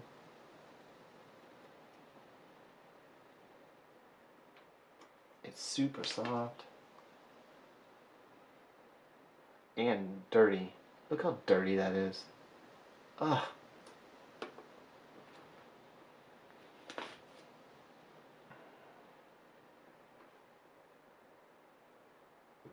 It's almost unusable, to be honest. I'm not trying to be mean. I gotta be honest. Definitely has its purposes. You can use it to fill, like smooth a surface or something. It could be perfect for that. But this is very, very loose. Extraordinarily loose. Like, it's looser than potting clay, if that says anything. You get a fresh piece right here. So even the unconditioned, see how it crumbles? That's because it hasn't been conditioned. It reaches condition very fast. You just basically crush it 2 or 3 times and bam, it's conditioned. And this will be cleaner. It's that foil. Oh, I was supposed to wipe all that. The foil is messy. It rubs off on everything. So that's probably what I need to do. Take 1 second and then get the cleaner and clean this surface really quick so I can have my sanity back. Let me do that really quick. Just one second. I promise I'll be right back. I can't run because of my leg.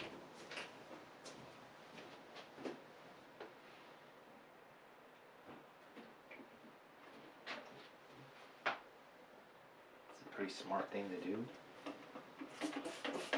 just a little bit of 409 because a dry rag was doing nothing. Move this, move this. I'll just clean that foil. Oh yeah, see how that comes off? Well, maybe not, I don't know. I don't know what you can see and what you can't see. Yeah, that's foil. Foil is actually very messy. Excuse me. This is where my focus is for the camera. It's a cheat sheet. So I can keep the dinosaur in the shot because he helps the video. I can maybe open this up for a contrast. There we go. We can see part of the dinosaur anyways. Stay focused. Stay focused. Here's my two pieces. Here's my clay. I just did that on my hands too, so it should be a lot better. Mixing it. If you get a little bit of trash on it, usually it just disappears when you mix it. The odds of you finding it again is very rare. There, that looks really clean. See how nice that looks? Versus all that. You may not be able to see it, but there's a lot of... It's aluminum foil. I know it. Not foil. Yeah, just the residue. So, back to it. Just stick this in here like that, because we don't necessarily need that big of a void in there. Just kind of bring it to the edges and the walls and stuff.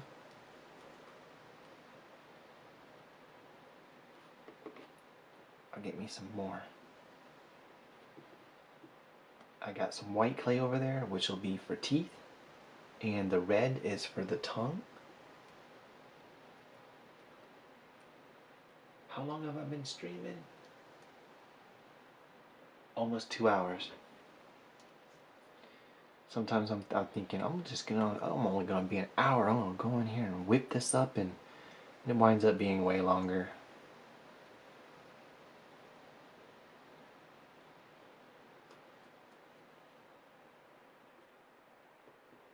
I don't mind if you don't mind. I try to put myself in my viewer's shoe. Like, here's a little example. There's content that I like. There's TV shows that I like. Like we're currently re-watching The Orville. It's like a sci-fi. If you haven't seen it, it's sci-fi and it's kind of like has a Star Trek vibe. But and what they, in my opinion, they basically started with a real heavy sense of comedy. Like that, we're just gonna have fun with this. We're not gonna take it serious. And then as it went on, as it evolved over the seasons, it quickly just turned into like this great. I mean, probably one of the best sci-fis. I mean, it's competes with Star Trek and stuff. It's in a league of its own, pretty much. And but anyways, I mean, to be able to watch a new piece of content, like if I could just watch a new episode right now, I'd be like, oh right, that's, oh heck yeah, here we go. So I that makes me think sometimes when I feel that way. I'm like, wow, that's what my audience is doing right now. They're wishing that I would come back and not abandon my channel. Hi Chloe. And do something with it. And I would just feel so guilty. Do you see how that kind of fills this in a little bit? Really, I should use this clay. I should have used the tan stuff. But this is a nice tone, skin tone. See, now you got it like this. It makes these a little heavier.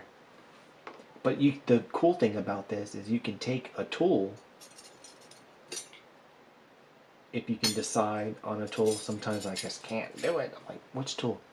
So if you took and you can see this, right? I'm in the focus. You know what? Hey, let's try something here.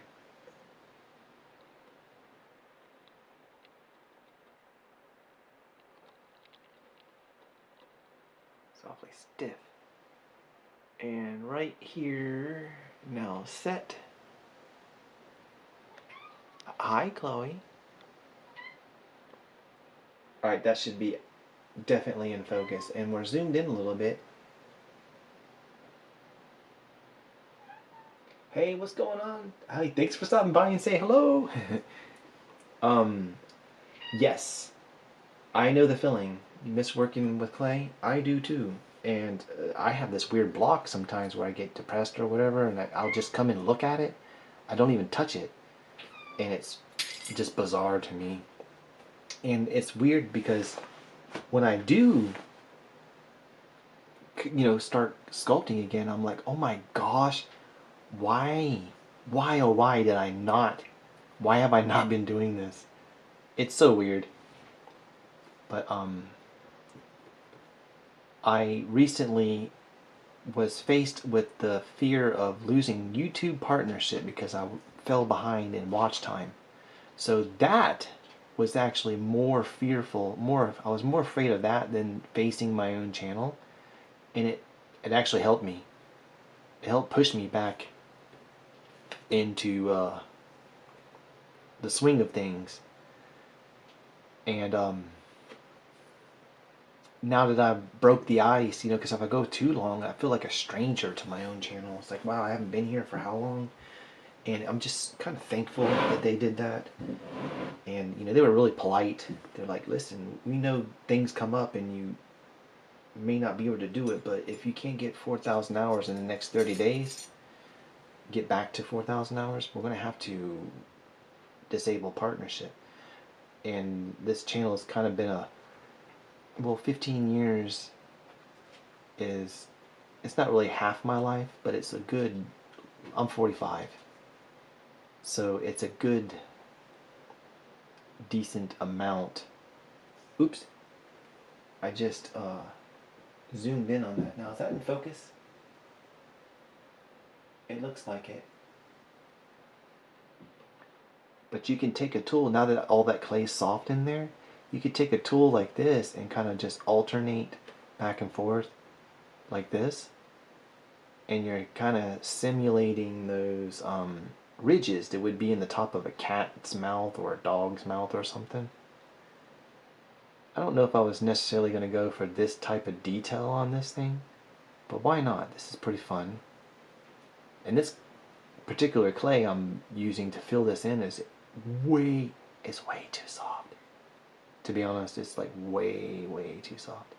I don't know what's up with it, but I'm not knocking it. It's old. I basically helped beta test the Cosclay when they were first launching it, fixing to launch it, and then I backed their Kickstarter and ordered some clay, and I haven't bought anything else since. I know it probably sounds wild, but you see how now that has texture and stuff in there? Maybe the light's kind of messing it up. There, you get a little bit of shadow. Maybe let me turn this off. Oh wow, that lamp was killing me. Look, you can see it way better. I think. Can you see that better? Maybe. Anyways, you can, because it's all soft in there, I just packed that in this. And this was a baked clay. Don't try this with normal polymer clay, at least unless you're going to bake it right away, because the raw clay will corrupt and rot the baked clay. It doesn't do that with Cosclay. It's rubber. It's not really plastic. But look how cool this looks. You can come back and do maybe a little deeper. It can also be something finer, like a pick. I actually got a curvy pick. Looky there. So you can do, that works a little better in conjunction with the other thing I just did. But you can't even really, like if I were to paintbrush this or whatever, it would be just some kind of detail. Is that how it's supposed to look? No, probably not. I'm just goofing off, having fun.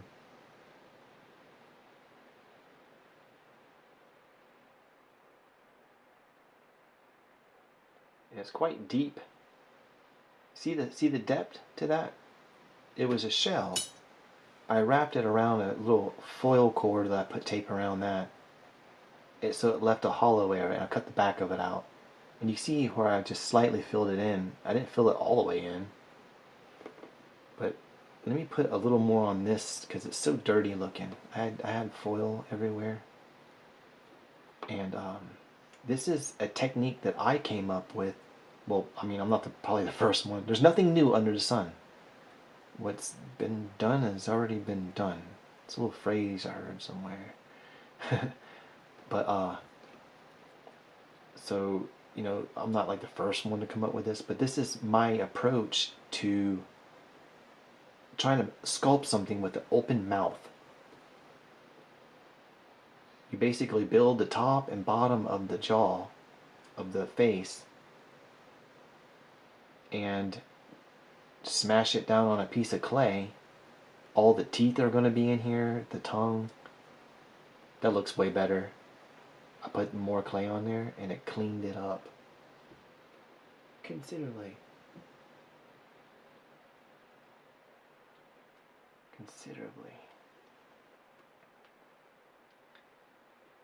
This clay is almost, it takes a learning curve. I'm pretty sure that there's no clay at that company that would be this soft. They're probably always adjusting the formula, so to speak. And I'm very curious because I'm fixing to order, probably tomorrow. I keep talking about it and I need to just do it. I'm ordering white, black, and glow in the dark. They have two different colors. They have a green and a blue glow in the dark. I kid you not. And I used to use it in my older videos where I go to Pollard McClay. I made a little alien with a jacket on it, like a gold jacket that had glow. The inner lining was glow. It was really cool. So I'm really looking forward to having a little bit of glow in the dark clay on hand. Let's do the same thing that I did on this a little bit.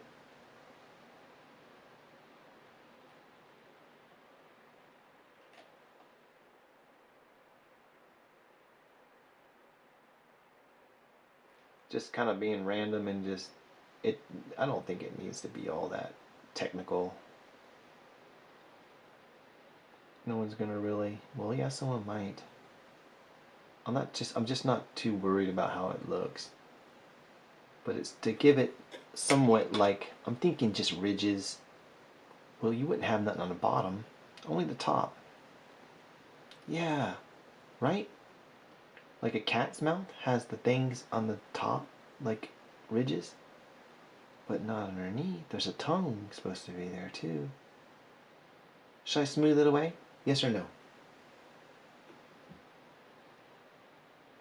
Yes, I agree.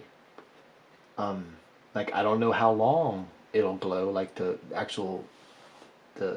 specifics of it, but just getting my hands on it would be pretty freaking cool. So I have white. This is also cosplay. It's really super stiff. Look at that, how stiff it is. I don't need it to be super conditioned actually, and I've already cleaned this surface.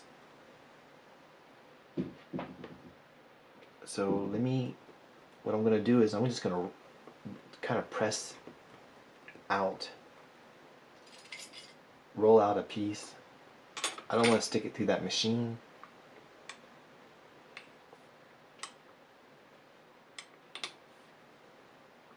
And you can actually, technically, you're supposed to be able to, you could put two things next to it if they're the same-ish and help. It's like a homemade roller type deal.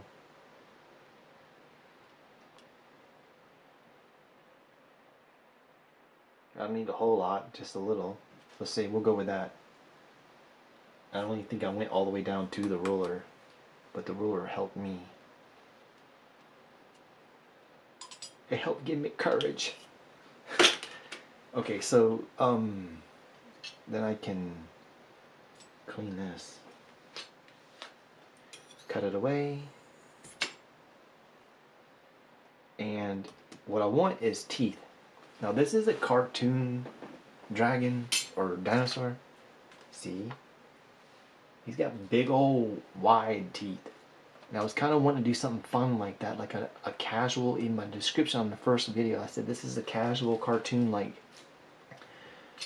dinosaur. I'll do a more serious, like real one down the road, I promise. But to achieve this, just cut me a strip like this, I'm thinking. And maybe another strip because he's got teeth everywhere. There's teeth on the top and there's teeth on the bottom. So maybe another one. Just, it's good to do all of it, like get plenty of this ready beforehand while you have the same piece rolled out. Because if you say you ran out, you would have to go back and make another bit of clay. I don't know if I'm making sense. I'm kind of distracted. So I cut it this way. Now, if I'm gonna make teeth that look like the dudes over there, I'll go like this. It's kind of wide. They're kind of wide, so maybe. And sorry if that's not the greatest angle. See that? Put them over there. Maybe even put it right here for a guide. Hey, hey.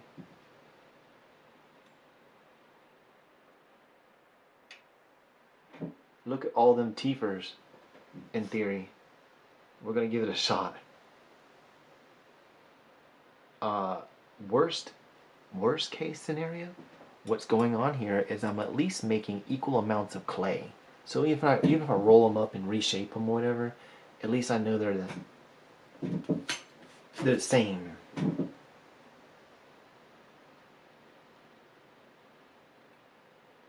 Or close to same.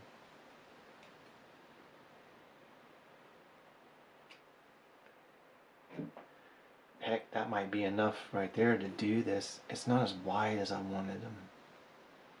I mean, they went really, really wide. He's got some wide old teethers.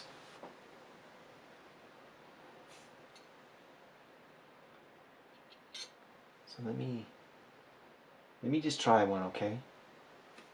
I'll see. Can't be scared. You gotta jump out there. See, I can smash it and alter it or whatever, but as long as I kind of do the same for all of them, it should be pretty cool looking. Alright, so if we got this, and we can take in, let's see, just right at the edge, like right in here.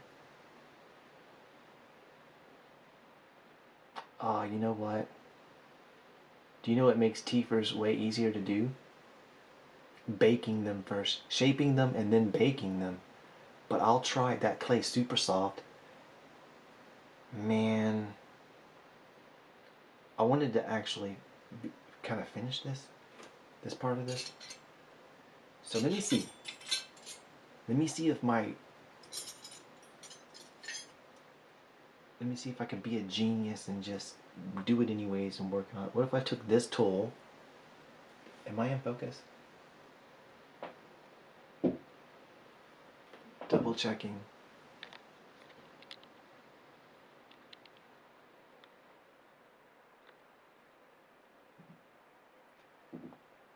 It looks like I'm in focus.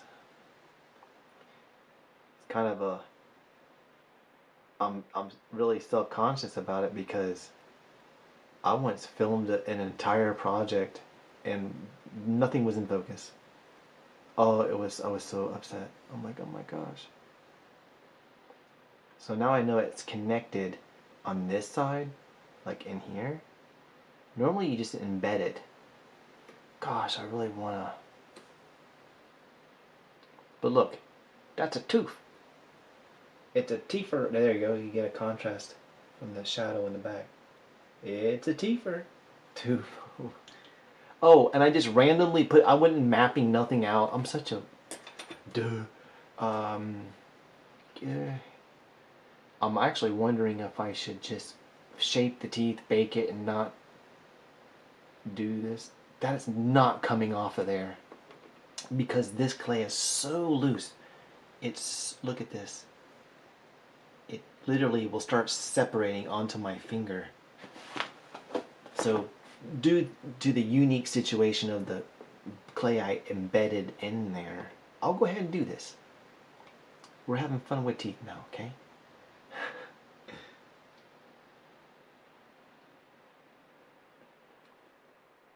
And what you do is you just try to make them, I'm trying to make them long, like wide, somewhat wide.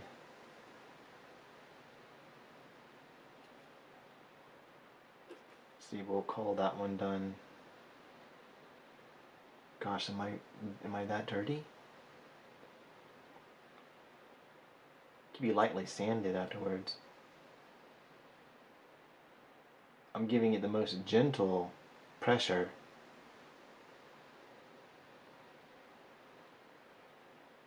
And just somewhat elongating it, changing the shape. It would have been a lot simpler. Like I could probably just use these square things, but I use shapes to sculpt because that, in my mind, that helps me a lot. But then I try to find little methods or techniques that breaks away from the shape afterwards, so where it didn't look like I just used shapes to sculpt. I don't know if that makes sense, but it's the only way I know how to sculpt. I build with shapes and equal parts and measured pieces of clay. I build with science. Like I develop a way to do something. Like for example, how to make a mouth opened. This is a very specific thing. I need to try to map this out. Maybe I can take a dentist pick. My leg is feeling weird. And I'll make a line. Oops, how about I'll go up here. I'll make a line, say this is a tooth. And this is a tooth.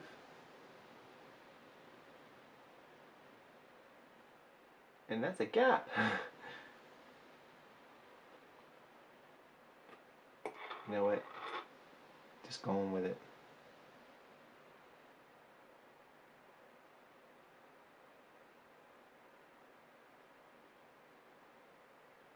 As long as I'm in that really soft clay. Oh, you know what? We'll give a gap in between. That's pretty common. That'll actually help me out. Because it could be a Dorcosaurus.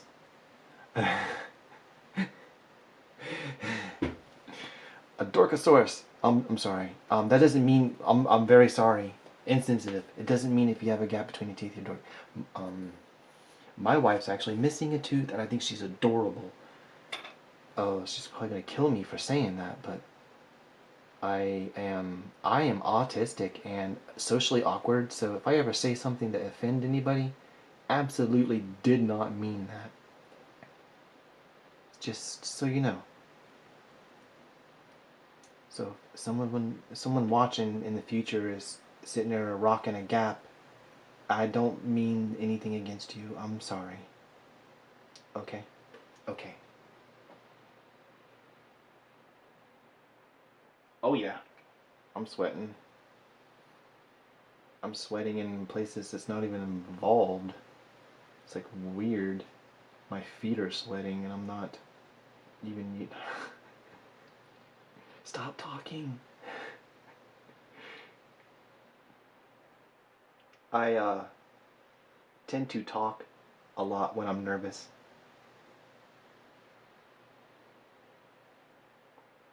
That's actually working pretty good. This is actually neat. I'm just working on that edge where it touches the clay. I believe if I'm careful enough, I can make it look good.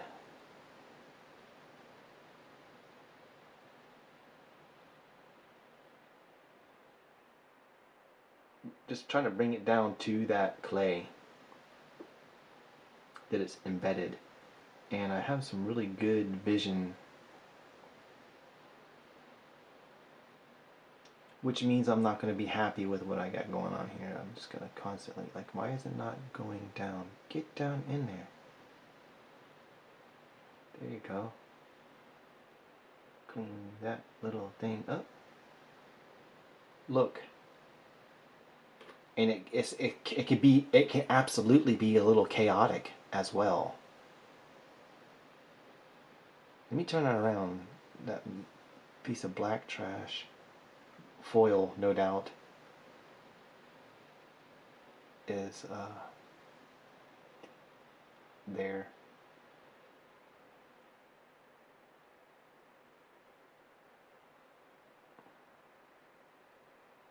This is quite interesting. It feels very meticulous, but not in an unpleasant, not on an unpleasant level. Notice how I'm kind of moving it. I'm trying to get it to go over to the other tooth a little bit. It's like, walk your hiney on over to that other tooth, because I placed you wrong. Wow, look at that. Don't touch the teeth. My goodness. I am really liking that. Look at this. That's a mouth. It's a mouth. I'll put a tongue in there. Oh, this is the top. I'm doing the top right now.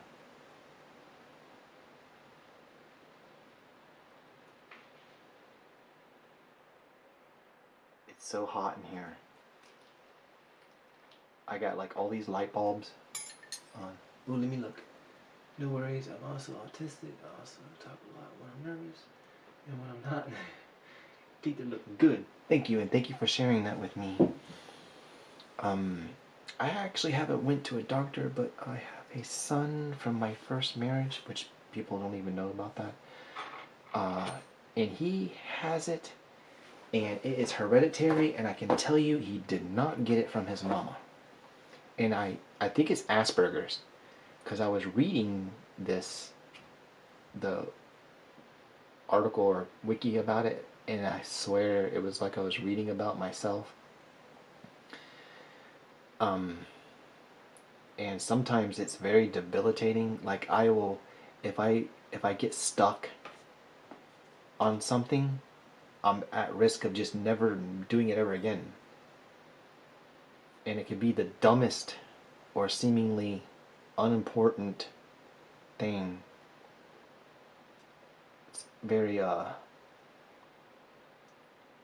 you know, I should have did a snake around here to give me more of a gum line to raise the teeth up a little bit, because you can't see it. Look, if I go like this, like side view, can't see it.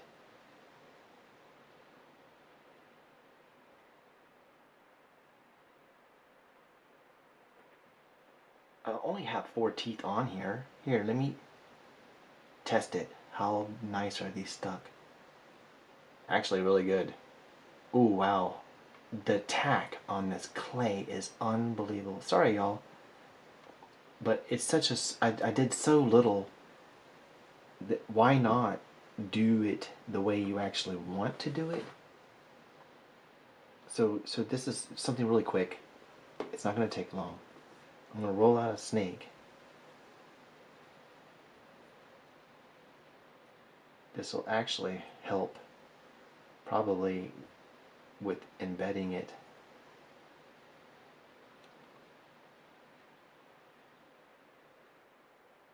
I need more of that clay. I wasn't thinking. Talking and not thinking. But now that I got an idea, I have plenty of extra teeth there, so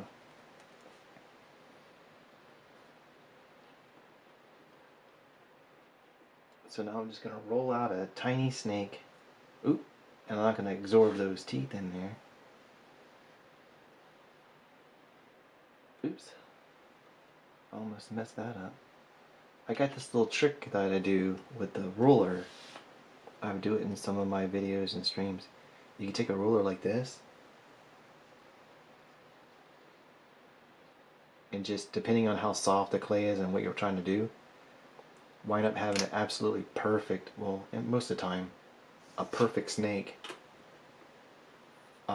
They don't have fingers in it and all that other stuff. So now I'm going to take this, put this like this.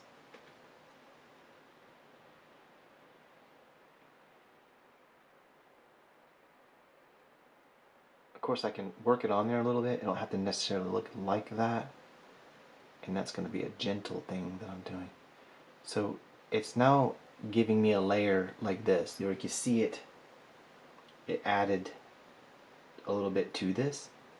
And on the inside, you see this, which is fine. So I'm going to roll this to the edge a little bit. And it's okay if I smash it down a little bit. I'm just giving myself a considerably more amount of clay there. I'm rolling the snake. It's super sticky. I'm just trying to get it to the edge, because then when it is to the edge, I can just go like this, and there's going to be a layer of green. A thin layer will go over that. Bam. Like that. Sometime at some other date. So I'll go like this and at least get rid of that. Wow. I complained at this. Well, I don't really complain. I state that this clay is way too soft sometimes. But this is a benefit right here. You just gotta figure out how to work it. All clay is viable. Like, you can use it for something.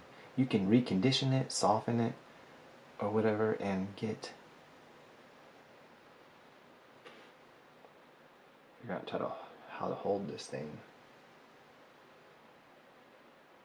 I am still in focus. Good.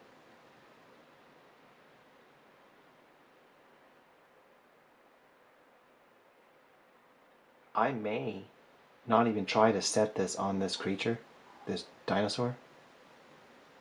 I may just have to bake this first. If that's the case, I'll just, it's only for 15 minutes, so if I stay on all night, I can run and literally throw it in a toaster oven on a piece of tile or something and just get her done. Now this inner part is not exactly how I would want it to look in there, but I am super challenged with this. And am I in focus? I think the focus is right here. Yes, I can relate to what you're saying, how it's a blessing and a curse. There's definitely pros and cons to it. I have some weird things going on in my head that I feel that is a benefit, that I benefit hugely from. But then in other situations, I am definitely at a disadvantage. And of course, it's from person to person. It's always different, and everything. I'm going to actually be seeing a doctor. I'm going to look into trying to get a little bit of disability, because I just feel like I have I have just as much right to try, at least, as anybody else. And I don't try to judge people, like if people should deserve it or need it or whatever. It's just it's there. The system is there. And I want to try to. For years, I'm so behind in life. Like, even right now, I make 30 to 60 cents a day for a living, because that's what my YouTube channel is making right now. I done made the decision. This is my career. I am a YouTube partner.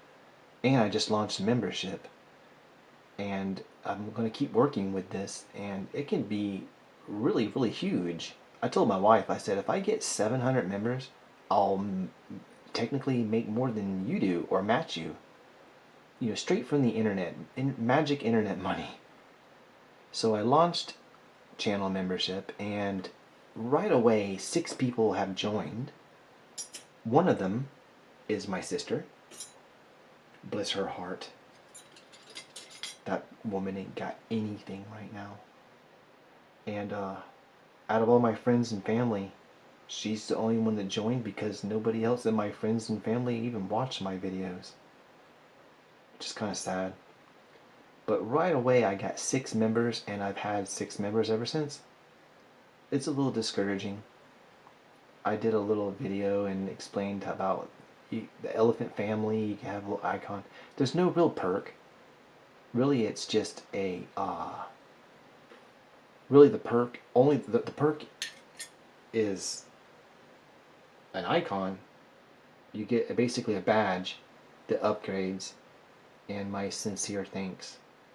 But there's no like get the videos early or anything going on like that. I'm still thinking about different things. Do you see how this gum line is on there now? Except for right.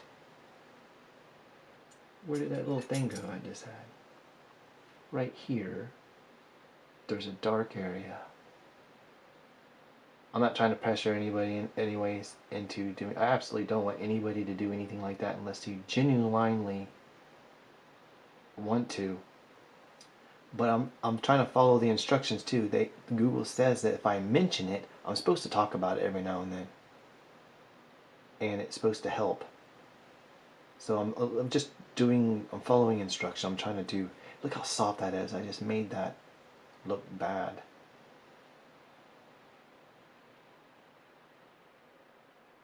And I fixed it. Alright, this is so delicate. That clay is unbelievably soft. I feel like I'm working a miracle. If I get teeth in that embedded, it's going to be a miracle.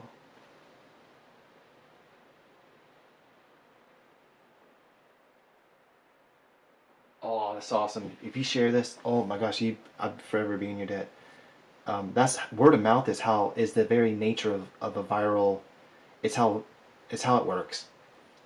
It's how meme coins become worth trillions of dollars, and it's because of communities and people, sharing like that, like you're saying. So I would absolutely. What was that other thing? Oh, and yes, they make it right now. They make it extreme. In my opinion, they make it very hard to start fresh on YouTube. I've been here for 15 years, so I basically I just pick up the pieces, and let me do this where I'm more in the shot. I'm not starting from scratch, so to speak. They make it now to where you have to have 1,000 subscribers, which that actually technically is not too terrible. You could find 1,000 people to subscribe to your channel. It's the 4,000 hours of watch time for the year that can be tricky. Live streams, what I'm doing right now, when I end this stream, it'll be like, well, with the amount of people, and I'm pushing 3 hours, 2.5 hours, it'll be, I don't know, 15, 17 hours in just this one video. And plus, as people watch it, some people actually will come back and watch afterwards, and that time counts too. So if you notice, I had like a bunch of live streams, and it was me trying to catch up my watch time. They're like, your watch time's way too low, and you need to fix it. So I'm like, oh man. And this is like the best way, easiest way is to do live streams. And that's why I jumped out. I did an entire project live. Let's see, I made a spider live.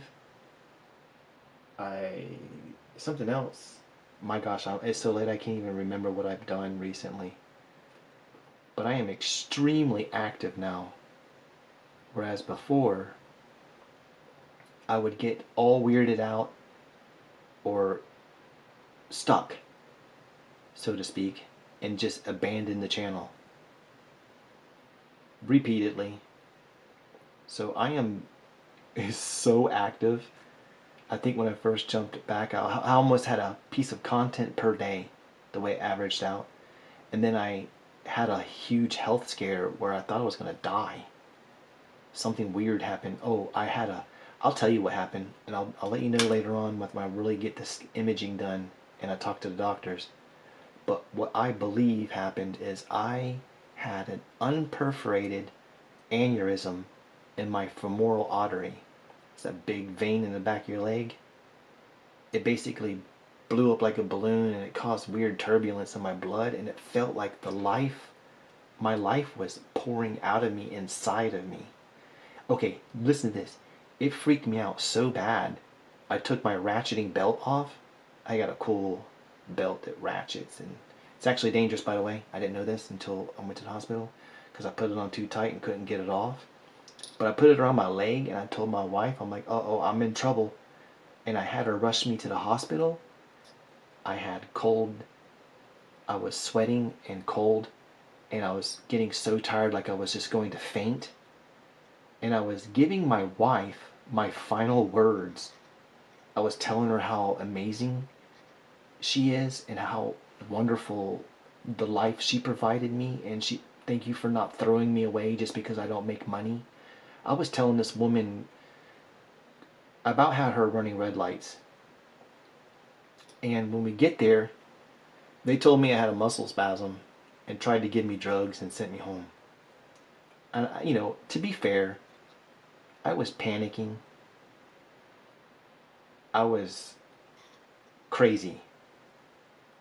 And I didn't have my ducks in a row. I didn't have bullet points set up to talk to a doctor. And but what happened was is I didn't die, obviously. And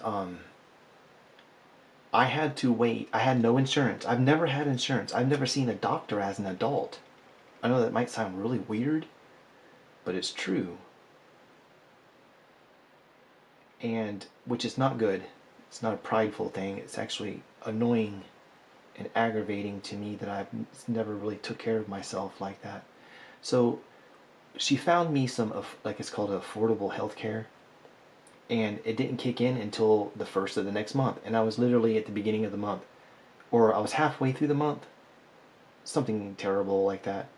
So I had to wait all this time just basically sitting, not knowing what's going on, wait for the insurance to kick in. So the first of this month it kicks in, and now it's the 17th or 14th. Today's the 14th because it's after 12. And I'm just now getting an appointment made to go get this imaging done, which is 2 weeks away, 2 Mondays away. But you know what? It's as long as I'm being very careful, and I cannot like run things along my leg. Anything that would cause compression, it makes it feel like it's just gonna explode. It was so terrifying to me. And I think I'm gonna let these stay square, because I could probably look at that. Why not? Maybe just touching them a little bit. Look how nice that is. And you know what? You can see that tooth. Look how you can see that tooth now. Wait. Okay. Look how you can see that tooth now. Even like this. It's a tooth. I'll work it down in there. But what I'm going to do is I'm going to get them on there first, and then walk around and tool it. Preferably in focus.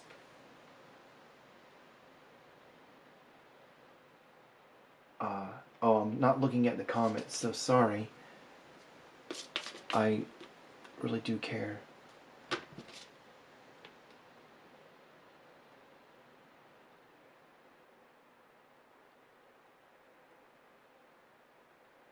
Black would be better, but I just trying to get some kind of contrast going here.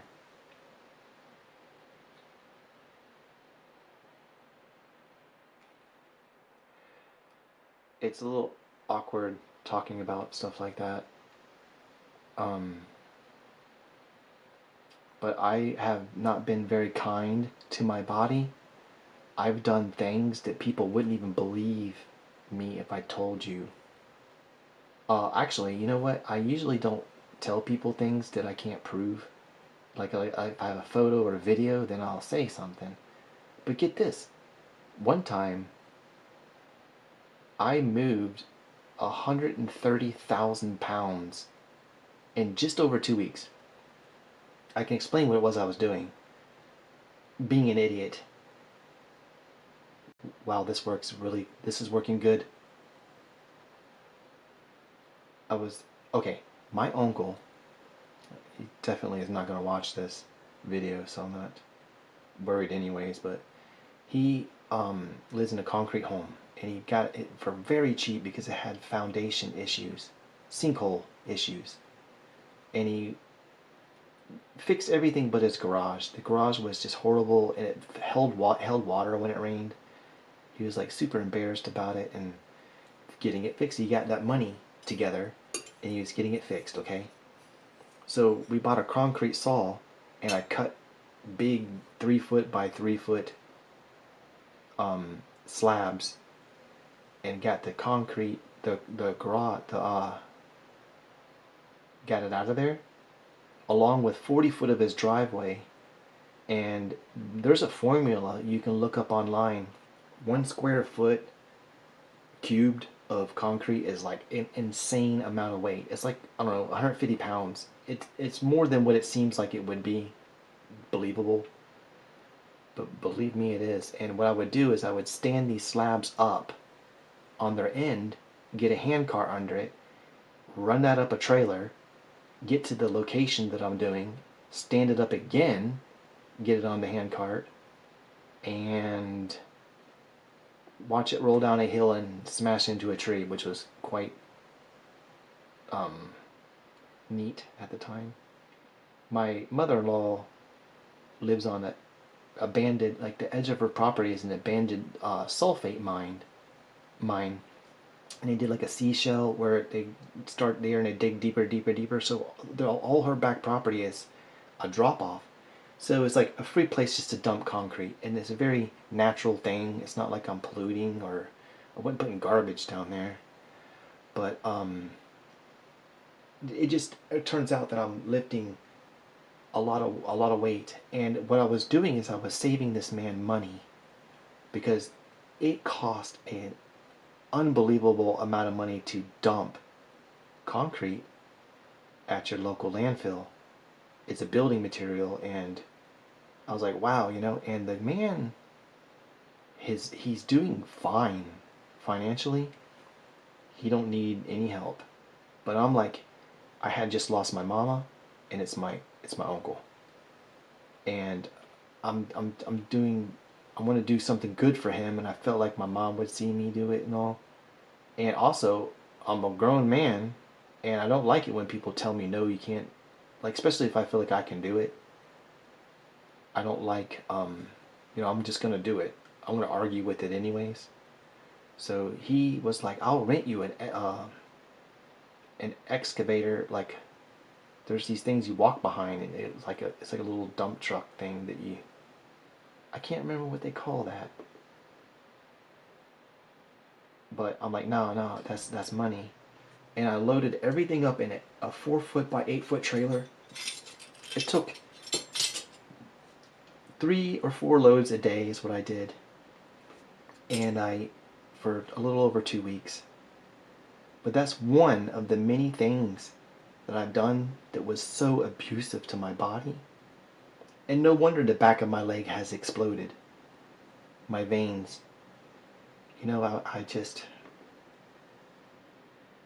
I'm seeing life differently now.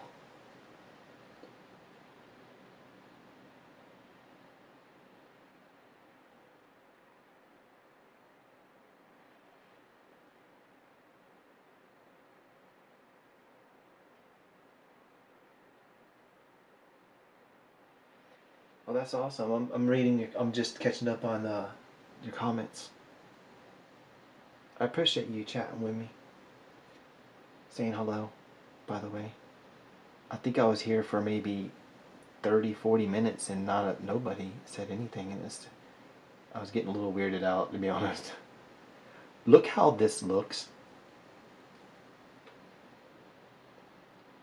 That is actually quite nice, in my opinion. And it is, they're actually, well, not the inside. I'm tapping on them, and I'm watching them go squish down into that clay. Because even this is the white's raw, but remember, this stuff is so loose, loosey goosey. And you can simulate this by just overly conditioning it with the any kind of softening agent. This is from Cause Clay, but it's the same stuff. It's basically, if you don't have this, vegetable oil, or even like mineral oil probably would be even better. It's the same thing. You just mix it in slowly and slowly, and the more you do, obviously it'll get real messy and loose. But there's always a usefulness or a benefit to most things in life if you can just look and use your imagination, or just kind of be open-minded or creative or whatever. I try to be optimistic. Like this tooth is not, it should have went out further. So that's actually really nice. I know I tore those 4 teeth off, but, and part of me was like, oh man, this is gonna take more time. What am I doing? But look how how much faster this was, because I changed the setup. I got this gum that I'm embedding it in now.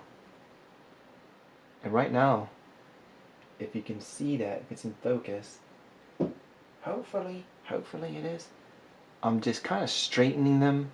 Like this one's crooked and it's in a little bit, so I can push it back a little, maybe not.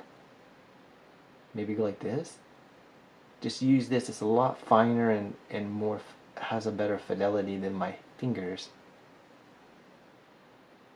And I'm trying to get rid of that telltale where it's just basically a block setting on there. The inside of it, like that one's fine. This tooth was, remember, it's a little close. I'm like tripping out over these teeth right now because I think it's working good for me. That moved it a little bit. I could probably come back and, or you know what? No, I can bake this. I'm probably going to bake this and then install it later. But once it's baked, I can go and do like some fine sanding around the corners. Just maybe get rid of the corners or just keep them. Remember, it's a cartoon-ish style. I don't like really hard corners.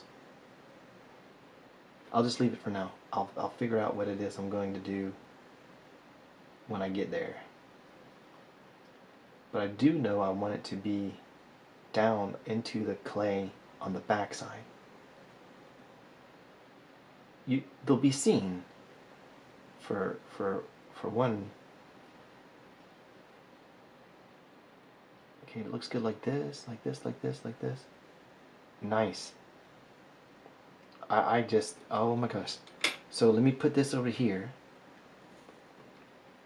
and I'll do that right away with this other piece, which should go rather quickly now that I figured out this system.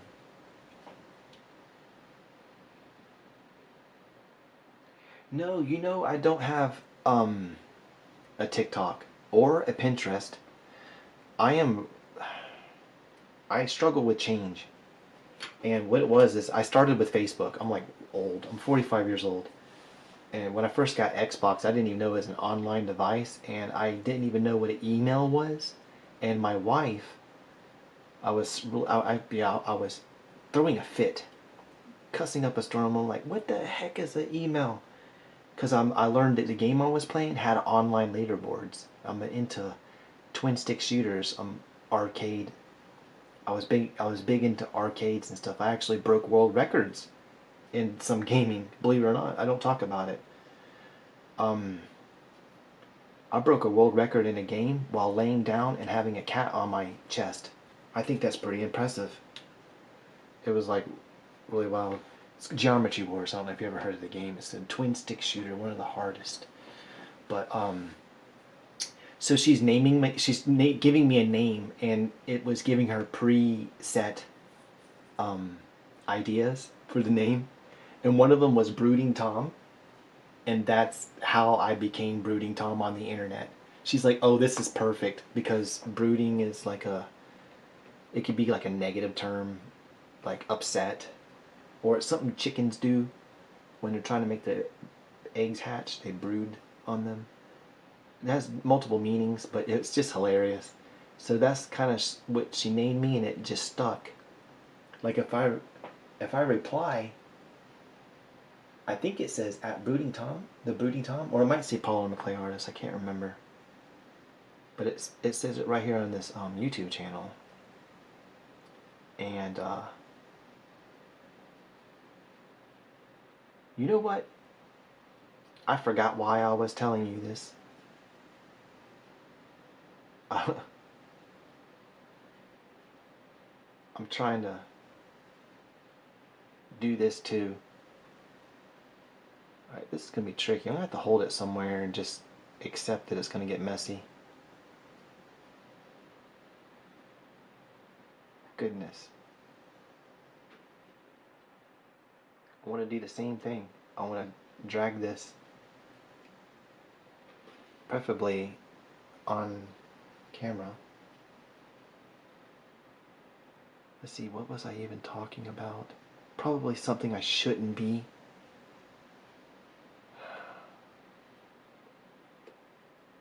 I have a bad habit of doing that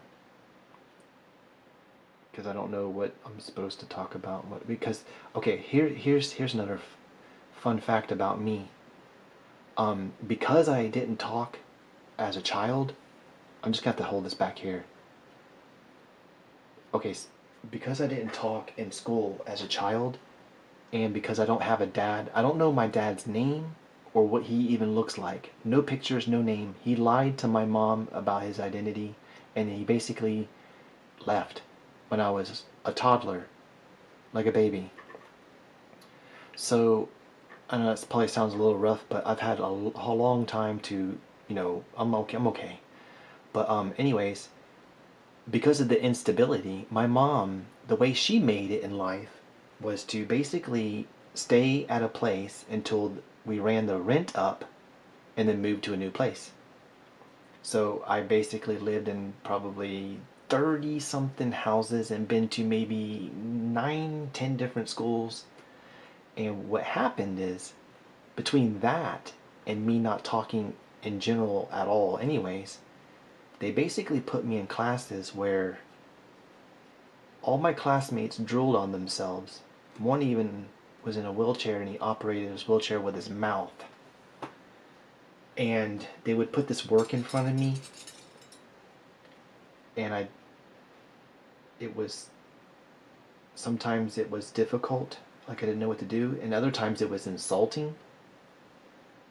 And one guidance counselor wouldn't know where the last one left off, and I basically floated through school in these special ed classes.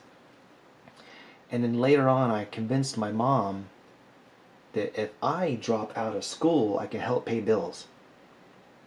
Honestly, I just wanted the PlayStation. This was back when PlayStation 1 was out, and I'm like, I'll get me a job and I'm going to get me this PlayStation. But, she fought me on it a little bit, but it wasn't too hard to get her to let me do that. So I dropped out of school, but I later went back and got my GED.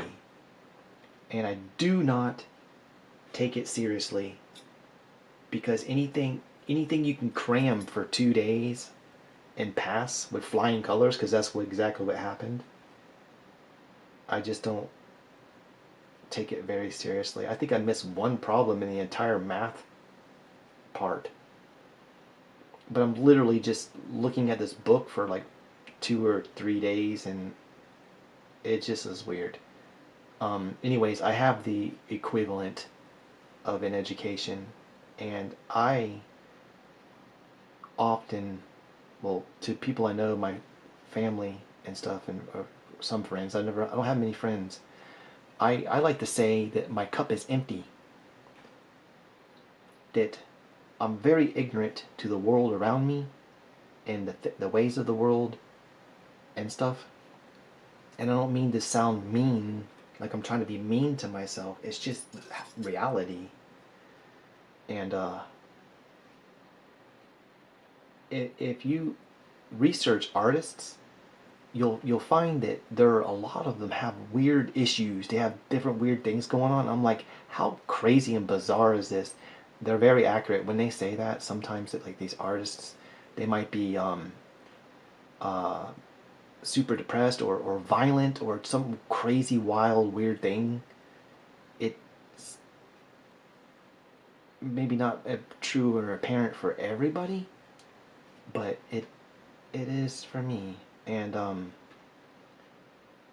I am socially awkward because I didn't really talk much growing up.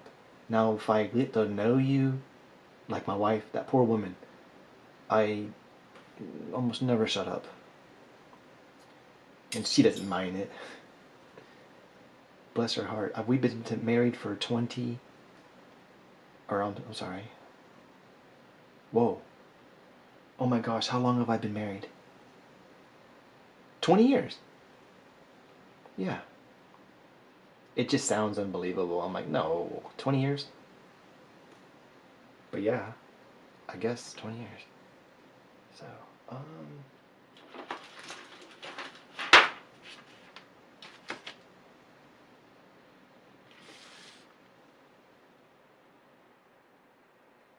trying to get it to where people could see it a little bit better. And I ain't really reading comments. Oh, TikTok and stuff. Oh yeah, yeah, yeah. So that's what I started talking about, and I'm talking about this. Good grief, this tooth has green on it. I canceled it.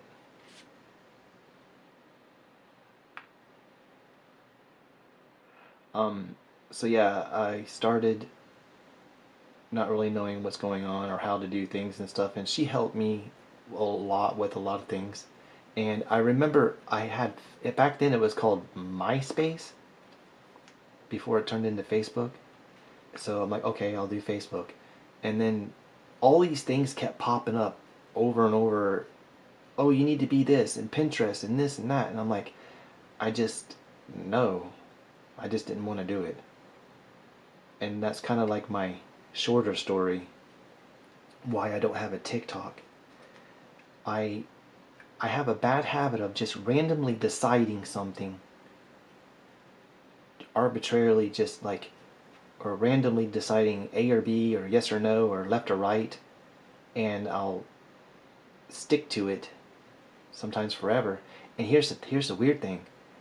It could be out of complete ignorance my choice. Okay, here's an example. Computers. Back when I had the Xbox, I'm like, computers are stupid. I'm never gonna have a computer, they're dumb. I'm saying that literally at the time. I was saying that with literally zero reasons. I couldn't give you a reason. It's just I randomly decided that I don't like computers. And just basically didn't do anything. Later on, I have a computer now. You believe that? I'm streaming on it right now. They are awesome. You can do um, like anything with a computer. Uh, so that's kind of like just a brief look into my mentality, what's going on. It's a mess. I would never tell somebody to go in my head and clean up something or whatever. It's just a wreck.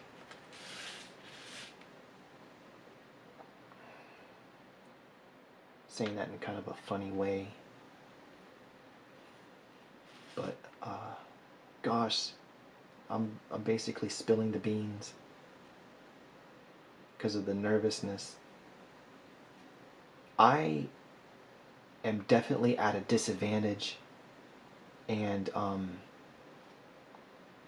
I can easily become overwhelmed or discouraged. Like, even with returning to YouTube, I'm like, I really, really, truly have returned, because I popped in. If you're new to the channel, you'll see it. They'll see the gaps between uploads, and I'll come back and I'll say the same thing. I'll be like, guys, I'm back, yay! And then one or two videos, and I won't see you for a year. And people become accustomed to that. You know they did. But now, this last time, I was at risk of losing it all, and it was very scary, and it was enough to push me back to come back. And now I've been back ever since. The ice has pretty much been broken, and I've been reacclimated to my channel.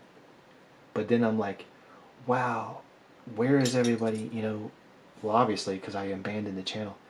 And I feel like I should have had more of an impact on this site, this platform, than what I did. And I know that's not a very good way of looking at it. It's very dynamic. First of all, you're dealing with algorithms that are being changed all the time, because there's billions of dollars just being exchanged between advertisers and content creators. And if anybody, obviously, if they made it to where it's easily understood, that people would be gaming that system left and right. So of course it's got to be mysterious and weirdness to the algorithms and stuff. But I try to keep everything in mind. It's a lot of things to consider. I need to just rebuild this channel, and I'll do it one person at a time. There's a lot of subscribers here. If you look, got almost 80,000 subscribers. It's not a real number. I don't know what's going on with that, and I'm out of shot. Sorry. But I talk with my wife a lot. I discuss things with her, and she grounds me. She's the practical thing that I need when I'm lost in space somewhere. And I wouldn't be alive today if I hadn't met her. I know it. The type of lifestyle I had, just reckless. There's things I don't even know. Like, I want to talk about certain things on YouTube. I'm obviously not in the middle of a stream, in an official video that's not monetized. But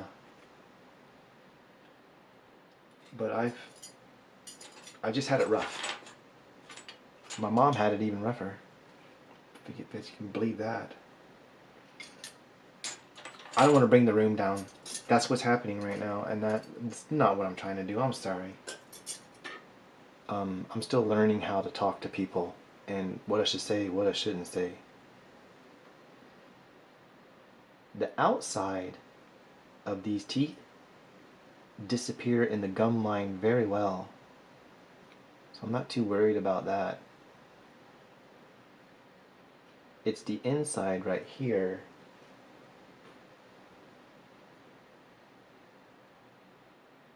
Why does it feel like it's never in focus for me?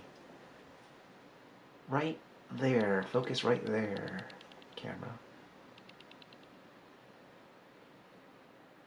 Maybe that's a little bit better.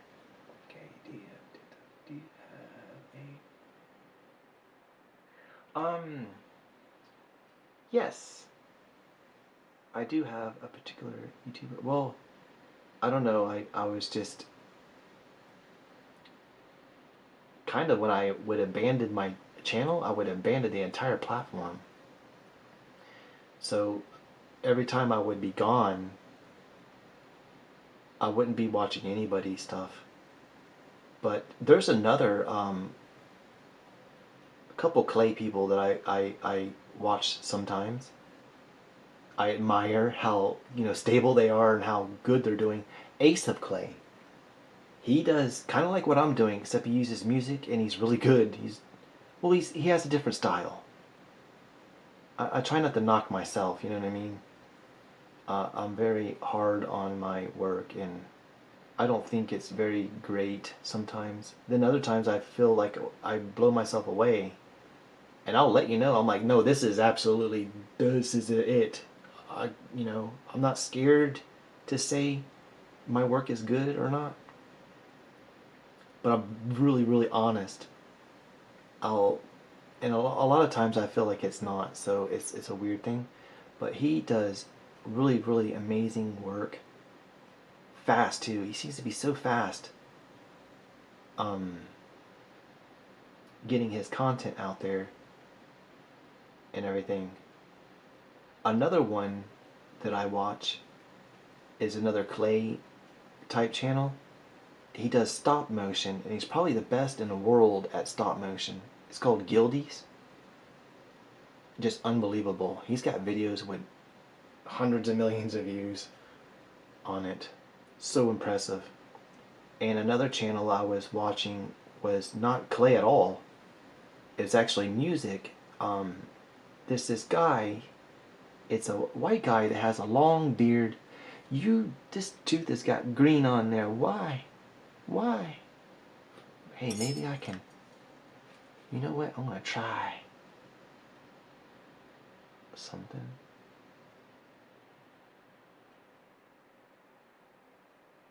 I'm gonna sand it when it's done. That's what I'm gonna do. You're supposed to not touch other things and clean your stuff, your surface areas and stuff. That reduces the chance of getting different color clays on your stuff you're working on. But anyways, his YouTube channel is called Smooth McGroove. And what he would do is he does video games, video game music, and he'll be like 8 windows of him beatboxing or humming a lot of bob bob bob bob stuff, and it just sounds amazing. He's really, really good at what he does, and I want to try that one day. For some reason I feel like I can do the editing end of it. Basically reverse engineer a song, isolate each instrument, and just try to make the sound with my mouth, and then line all those tracks up. Then of course position them on the screen, and where it's a lot of editing. At least once. I want to try that once. It's very inspiring. These teeth are so on here. Because that clay is so sticky, we are definitely not worried about this not staying. So I want to do something really quick. That'll actually help me show you.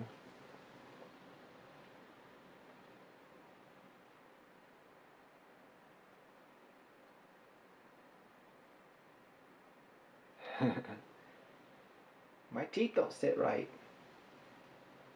It's not too bad. It's gonna be open like this.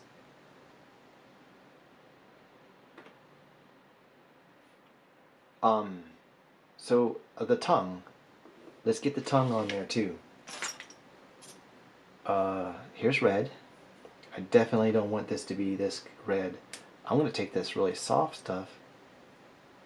Here's a piece. And I'm gonna mix a little bit of red in it. Maybe. It's just you can't really mix this clay. It starts separating. The oil in it, it gets hot. And there's other channels.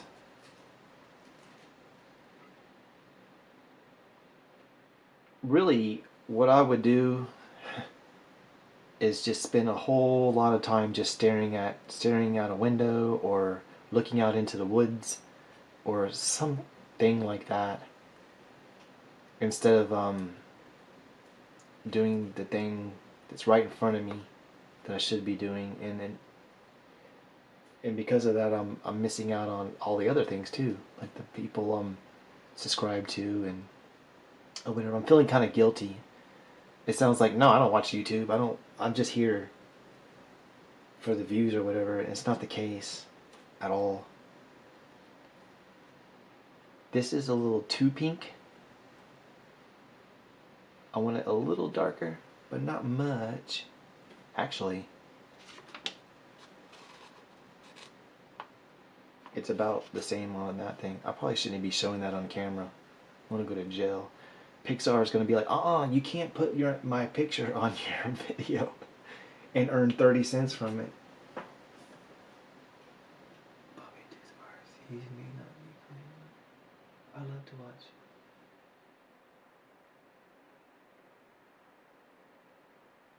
Okay. I'll check them out. I'm gonna write that down because I don't even know I don't even know how to find this conversation thread after I stop the stream. It's weird. I don't even know how to use YouTube.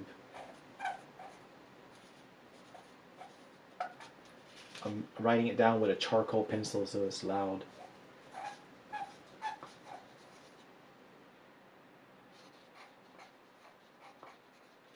Maybe I'll stop by. I think I wrote that down right. Bobby Duke Arts. I should be able to find it like that. I'll stop by and just say hi. I remember, see, my channel started really taking off. It was going woo, up, up, up, and then it crashed. It went down like really low and just straight across. I actually have a post on my channel where I showed it, and it was just devastating to me. I could do 3 videos in 1 week, or 1 video in a half a year, and it was just the same amount of views every day, the same money every day. Nothing I did affected anything. And it was more than just a hobby. I was trying to make a career out of this. Oh man, it was rough. So I've had ups and downs with the platform itself. Not really with anything. I've had nothing but good. In 15 years I have 4 people blocked. I don't know if you know, that's actually amazing. Considering, you know what I mean? I've had little trouble with people. I believe in freedom of speech and all, but some people would get on here and be like, just completely, not even like say coherent things, just a string of cuss words and just talk down on me or whatever. And I try to make it nice for families. I moderate it a little bit. Somebody that, the people are not here to see that. Usually they're here to either learn sculpting techniques or just, as weird as it sounds, just to hear me talk. It's something about my voice. I've been told repeatedly that I'm like the Bob Ross of clay. I have like 30-something thousand comments throughout the history of the channel, and that's been repeated quite a bit. Very calming. That people have, rough days at work, and they come home and they watch the videos, and it helps them wind down and stuff. And that's a crazy wild thing for me to read.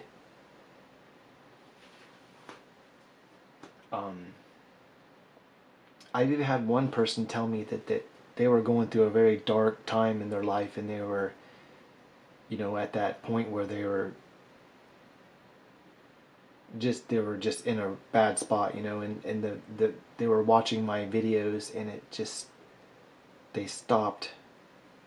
Their bad thoughts, they were considering harming themselves, and it just stopped them. And after reading that, I'm like, oh my gosh, how can I can't quit this if I want to. There's just no way. It's something bigger than myself. It's not just about me anymore. It's become more than just me in a weird way. And I had one person ask me to marry them. I'm sure they were joking. It's been very interesting, and I wouldn't trade it for anything. Not really. So we have a tongue. See the pink tongue? Gosh, it's still little. Look how big this thing is. Where'd that picture go? Oh, up there. I guess that could work. No, you know what? I want it to be a lot bigger than that. I guess I'm going to try to set this. I'm going to try to set the head, these two pieces on here, get it stuck on really good, and I'm going to bake it tonight and maybe sand it a little bit, and I'll do another video where I'm working with the color. I guess that's where I'm leading up to, because I was thinking about baking these first. It would be considerably easier on me if I did. I guess. This is very tacky, this clay. It just can't sag or anything while it's in the oven. That much I know. It has a certain amount of green strength to it. Green strength is, when I mention green strength, it's like if I rolled out a snake or something and I held it like this, that it doesn't do this. It has a certain green strength to it. That's what that means.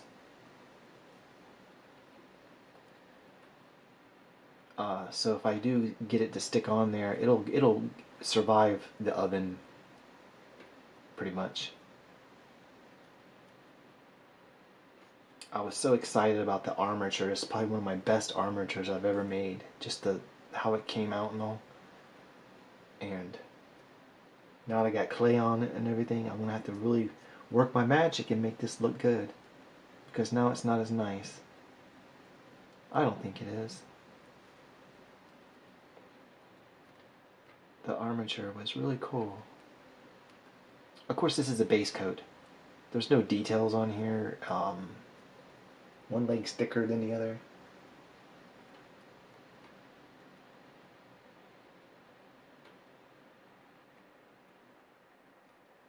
Cool. Yeah. I didn't always do the live streams, but I would talk in my videos, and people would comment, and I would sit there. Sometimes I would sit all night, and I'd hang out for a day and then make another video. It was actually a way for me to be a part of the world around me. Like I can't maybe go out and, ooh goodness, easy with those teethers. Put them over there. You over there too. Work too hard on you not to knock a tooth off. Also, I feel like the platform itself has helped me with autism a lot, or by just being awkward, social, helping me be more social.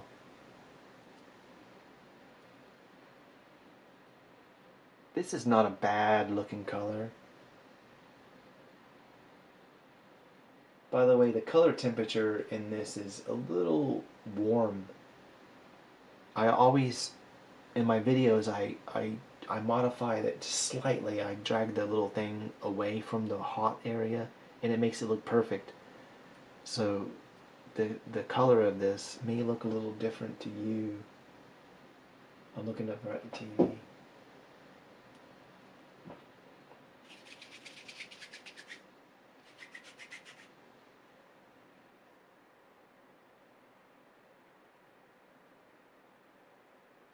What kind of tongue? It looks like it's just a standard shape like this.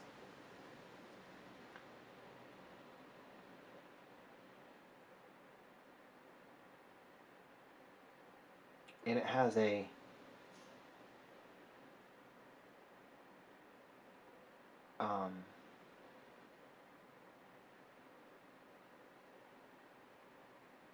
groove going down it.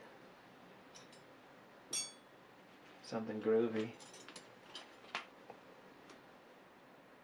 Like here, maybe a little compress in the middle. Oh goodness.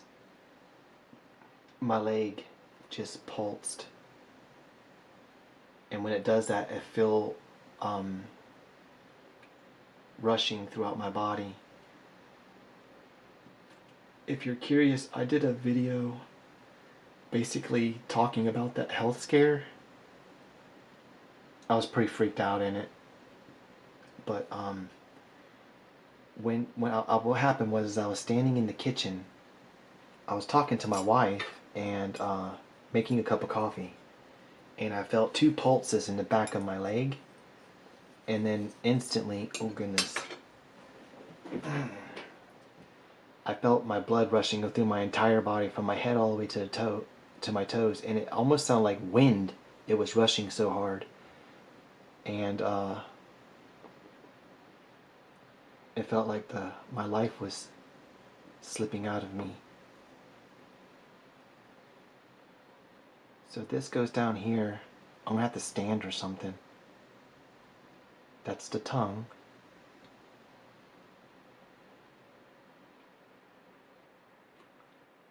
And this would be the top, like this.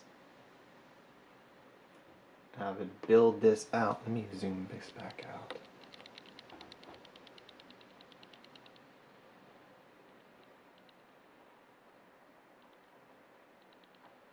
Trying to get focus again.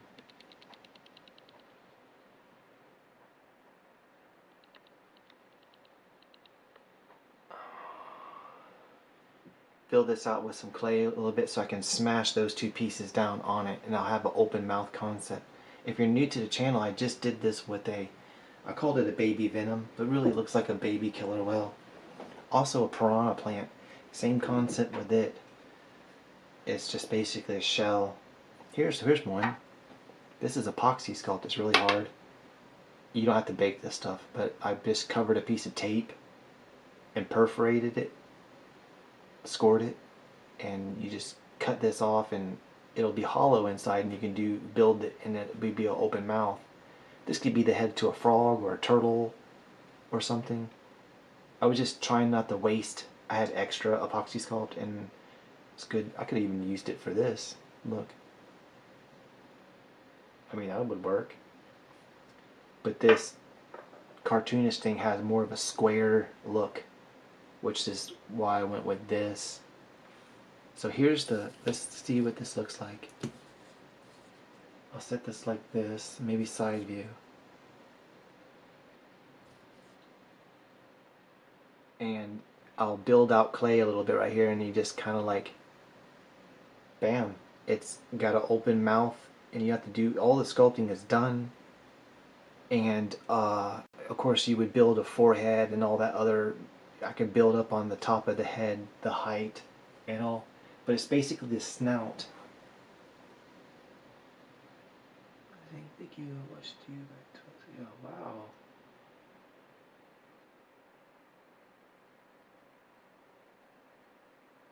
Wow.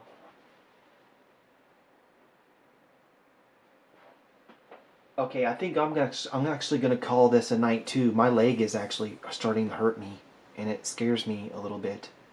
I've been on here for 3 hours. 3 hours and 20 minutes. Oh my goodness. But I've gotten quite a bit done. I'm not even going to make a YouTube short to show what I've done, which is what I usually do. But I got pretty much what I said I was going to do in the title. I didn't cover them feet, but that's fine. I have to, take care of myself. Like, sitting in that chair is just really hard to do. But I appreciate you, Alexandor. That's crazy reading that. It's very surreal to me. I'm very humble, and I sometimes don't even feel like an artist. So to hear that, it's refreshing, and it's appreciated a lot. I really appreciate that. I hate to jump off here right when you get here, but I've been on, like I said, for 3 hours, and I'm dealing with a health issue right now that's quite scary, and I have to be careful with what I'm doing. My leg is pulsing, and I have a unperforated aneurysm in my artery, my femoral artery. I'm 99% sure that's what's going on, and I'm scared it's gonna bust. So I need to get off of here and go lay down. Thank you all for hanging out. Oh, just when I get 6 people here too. Dang it. Maybe y'all can catch me next time. Okay, I'm gonna definitely do more streams, and videos and stuff. I appreciate you, each and every one of you. Thank you. But I'm gonna go ahead and end this stream now and call this a session. I got quite a bit done here. And tomorrow I'll do a little, maybe a YouTube short showing the results in different angles or something. But in the meantime, I will see you all here again soon. Thank you. Thank you for hanging out with me. As always, it's a blast. I'm gonna end the stream now. You're very welcome. And will do.